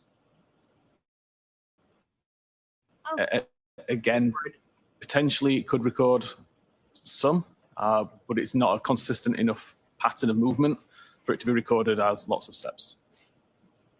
Now at 6:14, the temperature is 37 degrees, and you just offered us that by 6:35, over the next 21 minutes, the degrees goes up by 6 degrees. Correct. You don't know what was happening with that phone at 6:15:01, do you? I don't. I'll allow it. Do you know? I don't know. No. Next question. But what you do know is this healthcare data at 6:15:14, Correct. and that demonstrates what? At 6:15:14, it was the start of 180 steps. So the phone at 6:15:14 is again moving. Correct. And after that starts moving wherever the phone may go, it starts getting warmer temperature. Correct.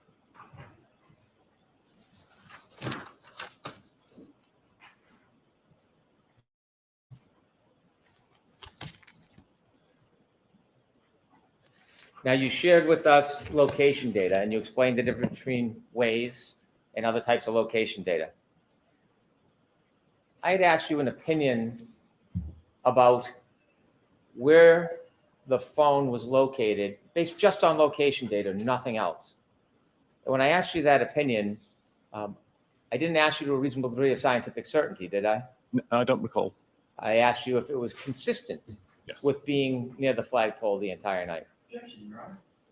Sustained. I love the way Based on Foxy location works. data alone, are you offering an opinion to a reasonable degree of scientific certainty where that phone was? It's difficult to say with a reasonable degree of certainty based on the randomness of the location I data. don't know that, Jill. I'm going to ask you to keep your voice up, Mr. Whiffen. Oh, Could we turn the AC off, please? Thank Every you. random fact about Jaws there was to know. No, it's difficult to give an answer based to a high degree of scientific certainty based on the sporadic nature of the records that night. Based on the data you have, just on location data alone, is that location data consistent with that phone being near the flagpole area from midnight until 6:15 the next morning? It is, yes. There's also information because the broadness that it could have been somewhere else. Correct. Yet it is consistent. It is. You didn't just rely on location data for your opinion, though. I didn't. No. Objection, Your Honor. Watch the form, Mr. Brennan. Yeah. Sustained. Did you rely just on location data for your opinion? No, I did not. Did you also consider the health data? I did. And did you also consider the battery temperature? Objection, Your Honor. Sustained.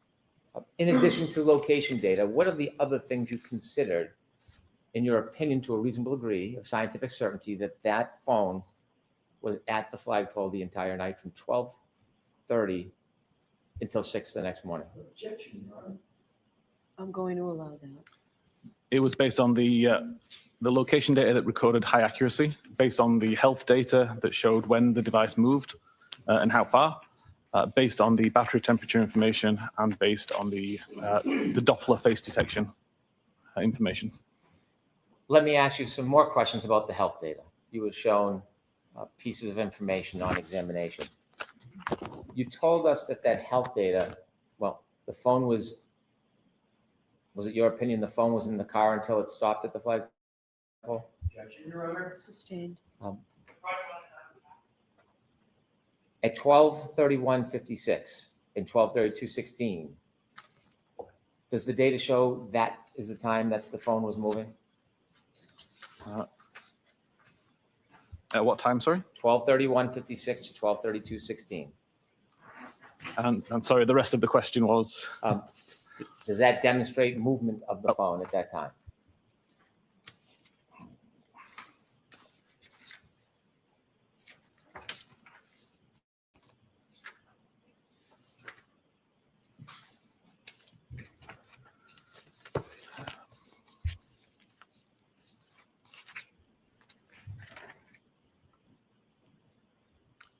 Yes, it did.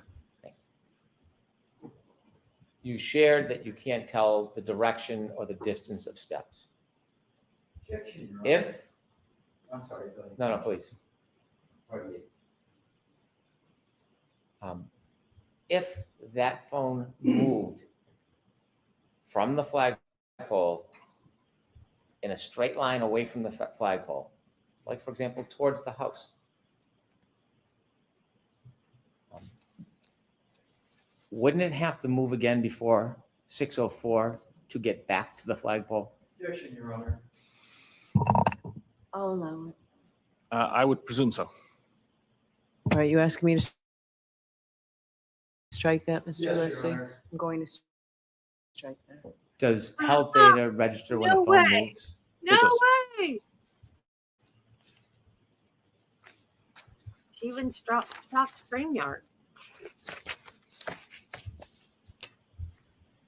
I'll ask you some more detailed questions about your research into a phone that's been attributed to Jennifer McCabe. You had looked at one piece of your report on the screen, and that was a phone call register. Yes. Could you turn to that phone call register, please? What are we doing with the slide that's up there, Mr. Brennan? I would like to change it to the phone call register if possible. Oh, that's not me. Because it's the same question, just worded differently. That's why.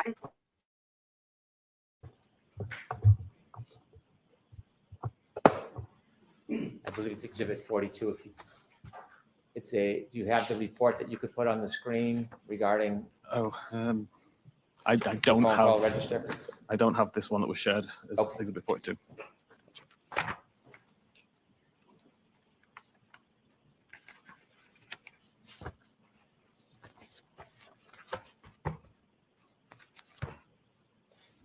This is now marked as Exhibit 42. In the phone call register, you noted that there was a call at 12:14:36. Yes. Have you found it? Is that you? This is not me, no. Oh, I think it's Ms. Gilman. thank you, Ms. Gilman. Could you enlarge that, please?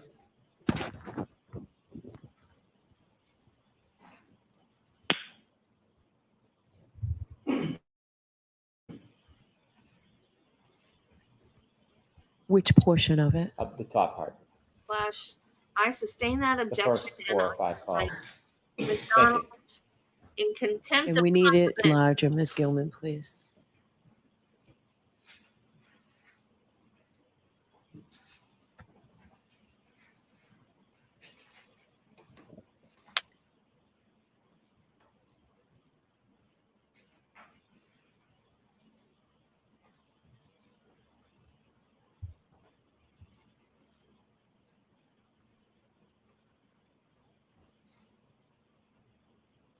All right, that's Thank you. better. Thank you. On examination, you read that at 12:14:36, there was a phone call incoming Yeah. Yes, that appeared to be from Jennifer McCabe. correct.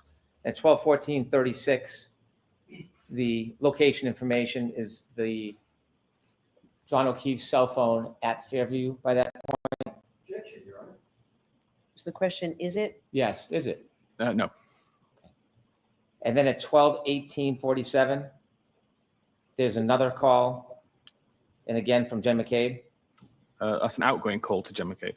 It's an outgoing call to Jennifer McCabe. Yes, 12:18:47, the location information, does that place Mr. O'Keefe's cell phone at Fairview? no, it does not. Then at 12:29:44, there's an 8-second call that you said you believe is answered. Do you know if there was any conversation in that call? No way to know if there's any conversation. And at 12:29:44, does the location information place John O'Keefe's cell phone somewhere It does at Fairview Road. at the flagpole? Yes. Objection, Your Honor. I'll strike that. Thank you. Now, there is not a call. Well, let me ask you the next call. What time is the next call? 33 minutes and 35 seconds after midnight And who's that call from? from Karen Reed. Is that before or after John O'Keefe's health data stops? After.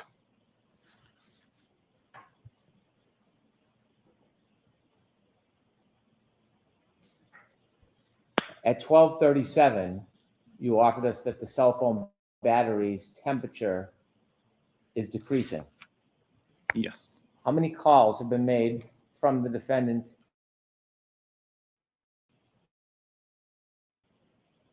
to John O'Keefe by the time that cell phone? 7.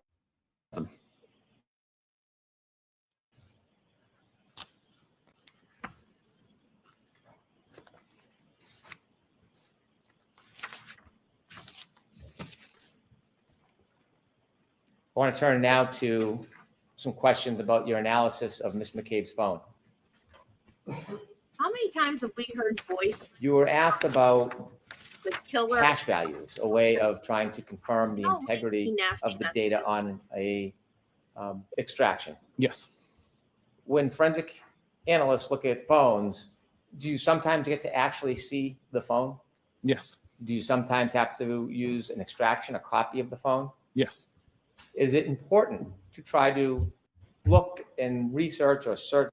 I know they didn't talk about the content of the messages yet, but how many times have we heard like Scott Peterson and people like that killed their spouse? Their voicemail messages are, "Where are you, honey? I'm worried about you. Everybody's calling asking where you are.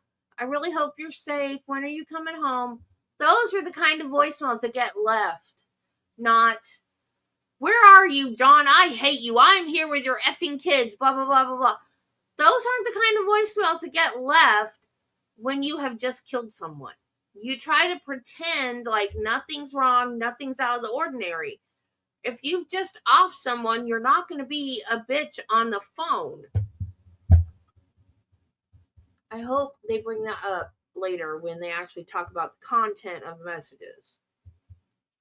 The item to determine whether or not there's been any tampering. Yes.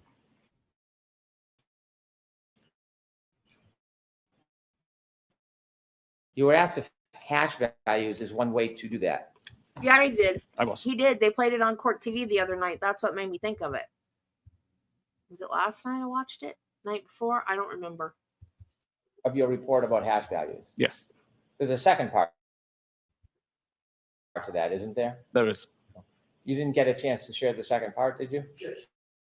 Hash value, wasn't there? Like There was. one. Now, just so we can understand simply, Aiden calls him Spanky. how is a hash value created during the extraction process? What does that mean in very, very simple terms? Yep. At the end of the extraction, an algorithm is run on every piece of, every byte of data within the extraction, and it comes out with a value at the end. The idea is that if any of that data ever changes, be it through user interaction or through corruption of data in how it was stored, then that value will change at the end. You mentioned Gray Key. Is that a software, hardware that makes the copy of the phone? It's a piece of hardware and includes software. How commonly is Gray Key used in the industry? It's very common. Did I hear you say that with Gray Key, the hash value is never authenticated? Objection, Your Honor. Sustained is to fall. Does Gray Key authenticate the hash value? The hash value is placed inside a PDF, which is not signed. And is that common or typical in the industry? That is the way that Gray Key do it. Was there anything anomaly or untoward or different about the way this one was done? No. Did the hash value from the Gray Key extraction match the hash value? It did. Anything irregular whatsoever about it? No, not that I could see. Now, you don't just read software programs when they spit out reports, do you? No. As an analyst, as one of the leaders of Celebrite, do you have a history of being a researcher? Yes, I do. A history of study? Yes. Have you written reports and papers for people to learn? I've written multiple blogs, done multiple presentations, webinars. Some of my blog posts have become peer-reviewed articles. Okay. Is it sufficient to simply look at a report that is generated by Celebrite or Axiom or any other service and make conclusions just on the report? I don't believe it is, no. Why do you think that's imprudent? Sorry? Why do you think that is not prudent to simply rely on a report? Objection, Your Honor. I'm going to allow him to answer. The tools are very good at surfacing data, but I believe it's up to the examiner to understand what that data means and to provide context to the information which the tool itself can't give. And when you were considering the hash value and determine whether or not you thought there was anything I don't know if all these wrong with objections are the good. data, aside from the hash value, how do you do that? Something. How do I do How what? do you make a determination whether or not this has integrity, the data hasn't been tampered with, so to speak? Okay. So notwithstanding the hash value, I'd be looking for issues with the data that don't make sense. In this particular case, there was lots of data points that all appeared to work together. Like you would see one artifact change in one database and an artifact would change somewhere else. And it all just made perfect sense in how it was functioning. That kind of leads you to believe that it's not been tampered with, or the person tampering with it did an exceptional job to be able to cover all of these different tracks and make it undetectable. Did you try to summarize that perspective in the part of the report that wasn't read to you on examination? I did. Do you have an opinion to a reasonable degree of scientific certainty if there was any data integrity issues in the information you reviewed? I don't believe there was any.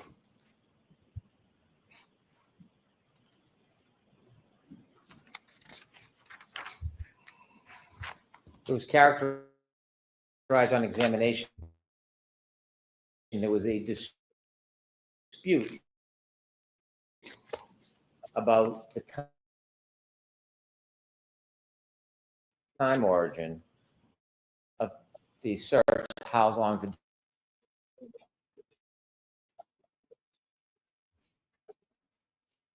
the in the forensic data set. Now, you got involved in this case because you received a complaint from a consumer. I received a question from a consumer, yes. And you attempted to resolve that? Correct. Sustained is to fall. Other than that source, have you received any information, feedback, opinions that would make this issue in any way dispute? Objection, Your Honor. I'll allow that. It's still in I'm sorry, could you dispute. rephrase the question? Other than that In one recall, person, that one consumer, have you received any, your conclusions are in dispute? Yeah, I received a very similar question from an examiner in Europe. Fairly similar circumstances with a case and with a timestamp that didn't make sense, that was originating from the same database. I applied the same logic and theory to his question, and he confirmed it solved the issue for him. It all made sense then. And since then, has in your world, academic and research world, forensic data science, other than the person who originally raised the question, has there been any dispute brought to you by anybody about your conclusions about when the search actually happened? No. If anything, I've heard people who have confirmed the research that I did. Do you that's know what Jessica makes Hyde? sense to me. I do. Is she well known in the forensic community? She is. Because why did she delete it? You were asked questions about your law enforcement background and the fact that Celebrite is used as a forensic tool, oftentimes by law enforcement. Yes. Did you go into your company's software and change it to accommodate law enforcement? No, definitely not. Would you ever do such a thing? No.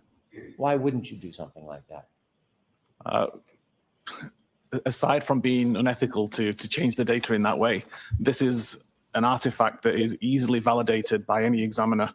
And if I was to tamper it for the purposes of changing the outcome of a case, it would be detected by all of our customers immediately and would destroy the reputation of Cellbrite, which I've got no intention of doing.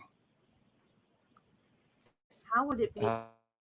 Before a prior proceeding, the printout from the software, when it was showing the timestamp of the Safari search, was it labeled something in particular before? The Cellbrite search Yes. was labeled last visited time. Last what? Last visited time. And when it was labeled last visited time, did it show 227 on the report? It did. Cellbrite, after research and consideration, removed that label? We removed the timestamp when we determined that it was not relevant to the last time that that page was visited. Why was it important to remove that timestamp from the program and the software? It was clearly causing confusion. Does the company have concerns when consumers are confused about information? Of course, yes. Do companies have concerns if a consumer tries to manipulate the use of that information? Of course. Are companies concerned that a label could be misleading for somebody who may not have a higher level of experience? Yes. When that decision was Okay. All I'm saying about Scott Peterson is the other night on Court TV, they were talking about Karen Reed's voicemails to John, and they were saying how mean and nasty they were. And we don't typically see people that have just killed their significant other leave nasty voicemails. They're all nice, like Scott Peterson's were to Lacey, saying, "Where are you, honey? I'm worried about you. I love you. I can't wait to see you. When are you coming home? Everybody's calling. They're worried about you." That was the way Scott Peterson left voicemails to establish that he did not do anything to her. That's all I'm saying. I don't know about the retrial. I don't care about the retrial. I think he did it. I don't think he needs a new trial. I'm just saying they were comparing his voicemails to Karen Reed's voicemails on Court TV. That's the point I was trying to make. That's it. I know that he's trying to get a new trial. Something because of the van, some van that they saw that they think someone abducted her in a van. I don't know. Michael Peterson, he's the one that pushed his wife down the stairs, right? Michael Peterson's the staircase one. He did an Alford plea. I think he did it. Drew Peterson is a... Don't even get me started on Drew Peterson. And I don't know what this guy is doing because I don't understand half of what's coming out of his mouth. No, you didn't make me mad. I'm just trying to explain why I mentioned Scott Peterson, because y'all are talking about all three Petersons. The lesson that I have learned from all of the Petersons is don't marry anybody with the last name Peterson. That's what I've learned. Made to change that for clarification. Do you make that solely by yourself? No, I did not. Who do you consult with, and who's part of that decision process? So again, after my research, I passed the results of my research to the forensic research group. This is a team based at Cellrite whose sole job is to do the research, do the coding to make sure that what we're giving to customers is correct. They spent some time validating the research that I did, verifying that my research was correct, and then they were responsible for making the change based on the updated research. It was suggested that a separate software program, not the company you work for, Cellrite, but Axiom, reflects this search as deleted. That's not entirely accurate, is it? Objection, Your Honor. Sustained is to form.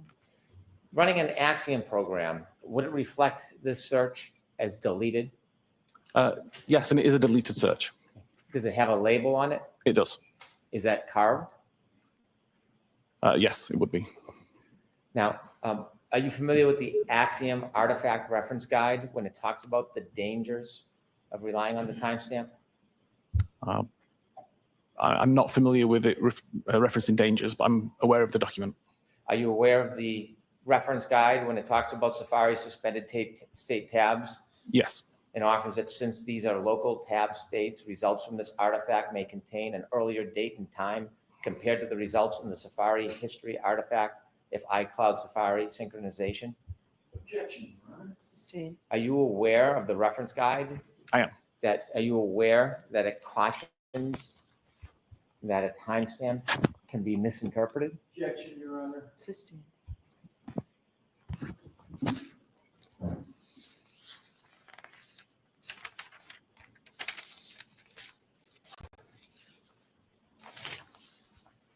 Then why did she delete it?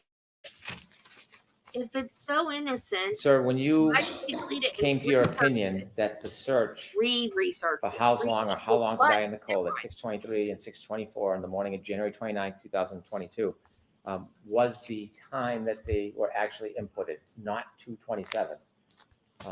In forming your opinion, did you consider both Cellrite and Axiom software?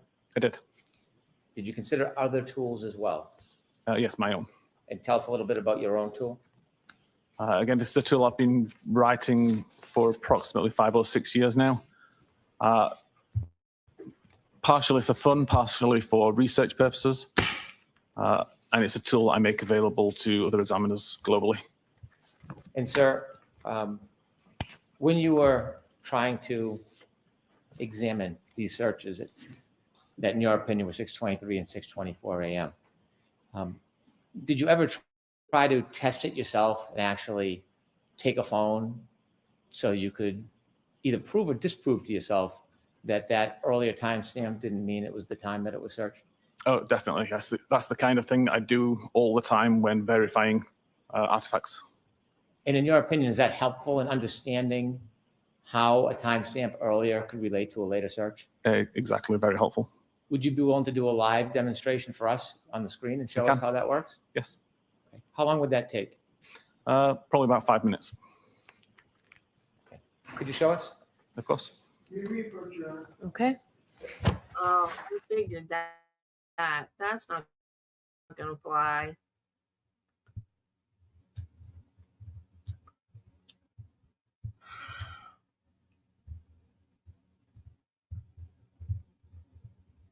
A live demonstration with no notice to the other side. That is not cool, Brennan. You know it's not cool. And this guy writes his own tools. How do you know his tools are accurate? To stand and get to some witnesses to tell We should have done that before you brought this dude up. Because if the jury's anything like me, they're done with this guy.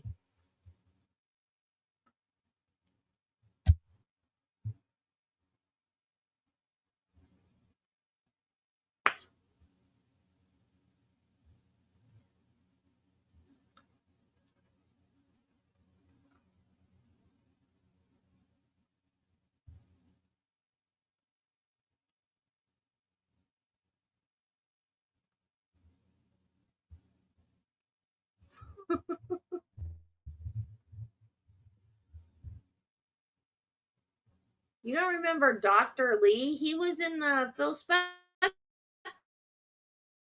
trial. That's the dude that concealed a piece of evidence.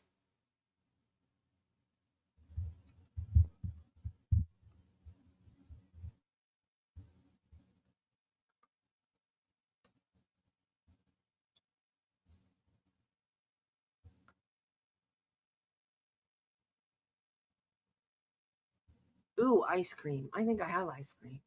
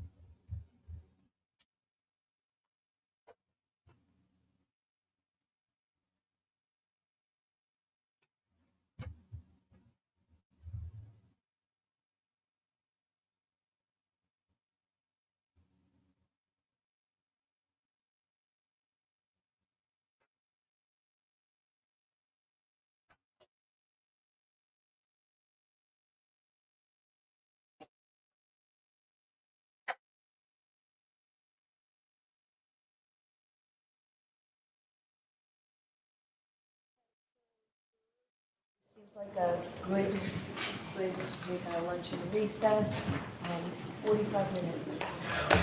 Okay. Mr. Whitman, I'm going to ask you to read the rest of it in recess. Please rise for the jury. Please be no on the chairs. Thank you. What's happening? Are we going to lunch?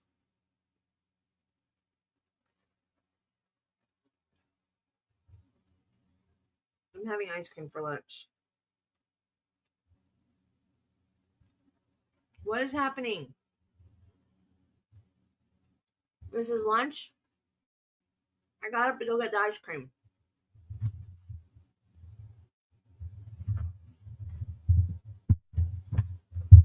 What time are they coming back?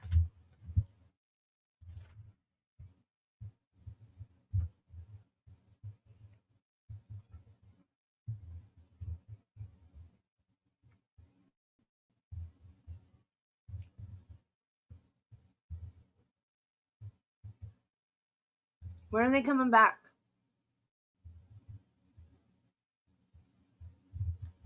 I just bought the whole carton. It's Carb Smart.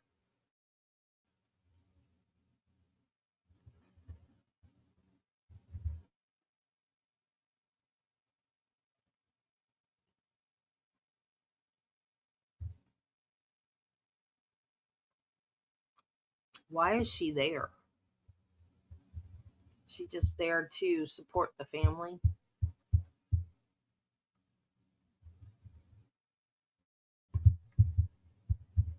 You're talking about Dr. Lee. Okay, so when are they coming back from lunch?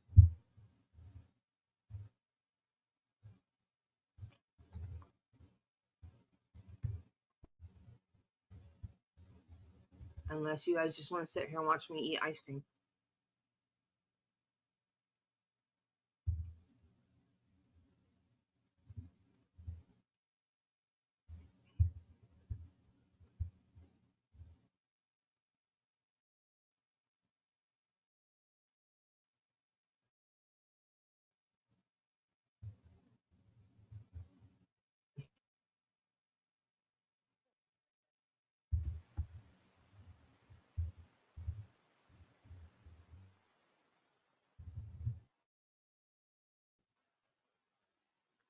45 minutes.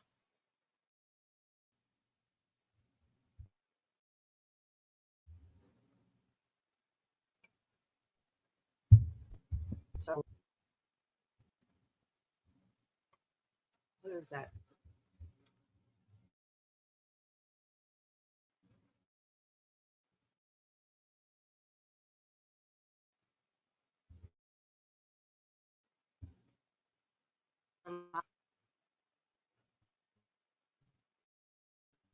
Be back at 1:45.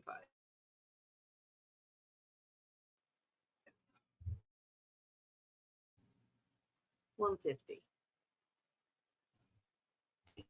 And we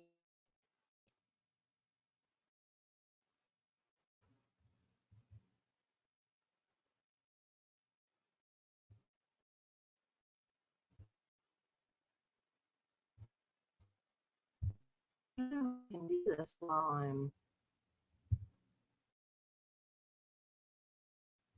Nope. I guess I can't. Oh wait, maybe I can.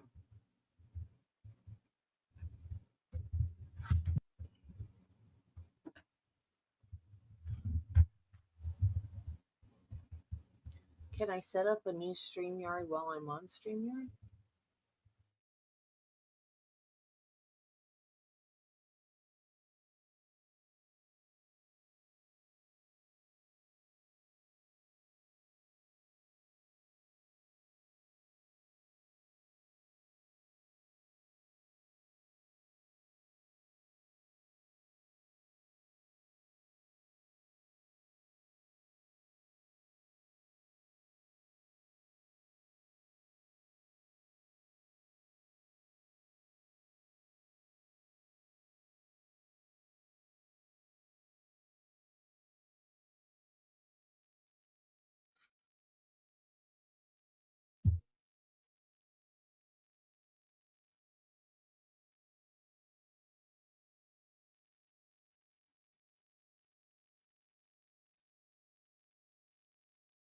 Well, darn it.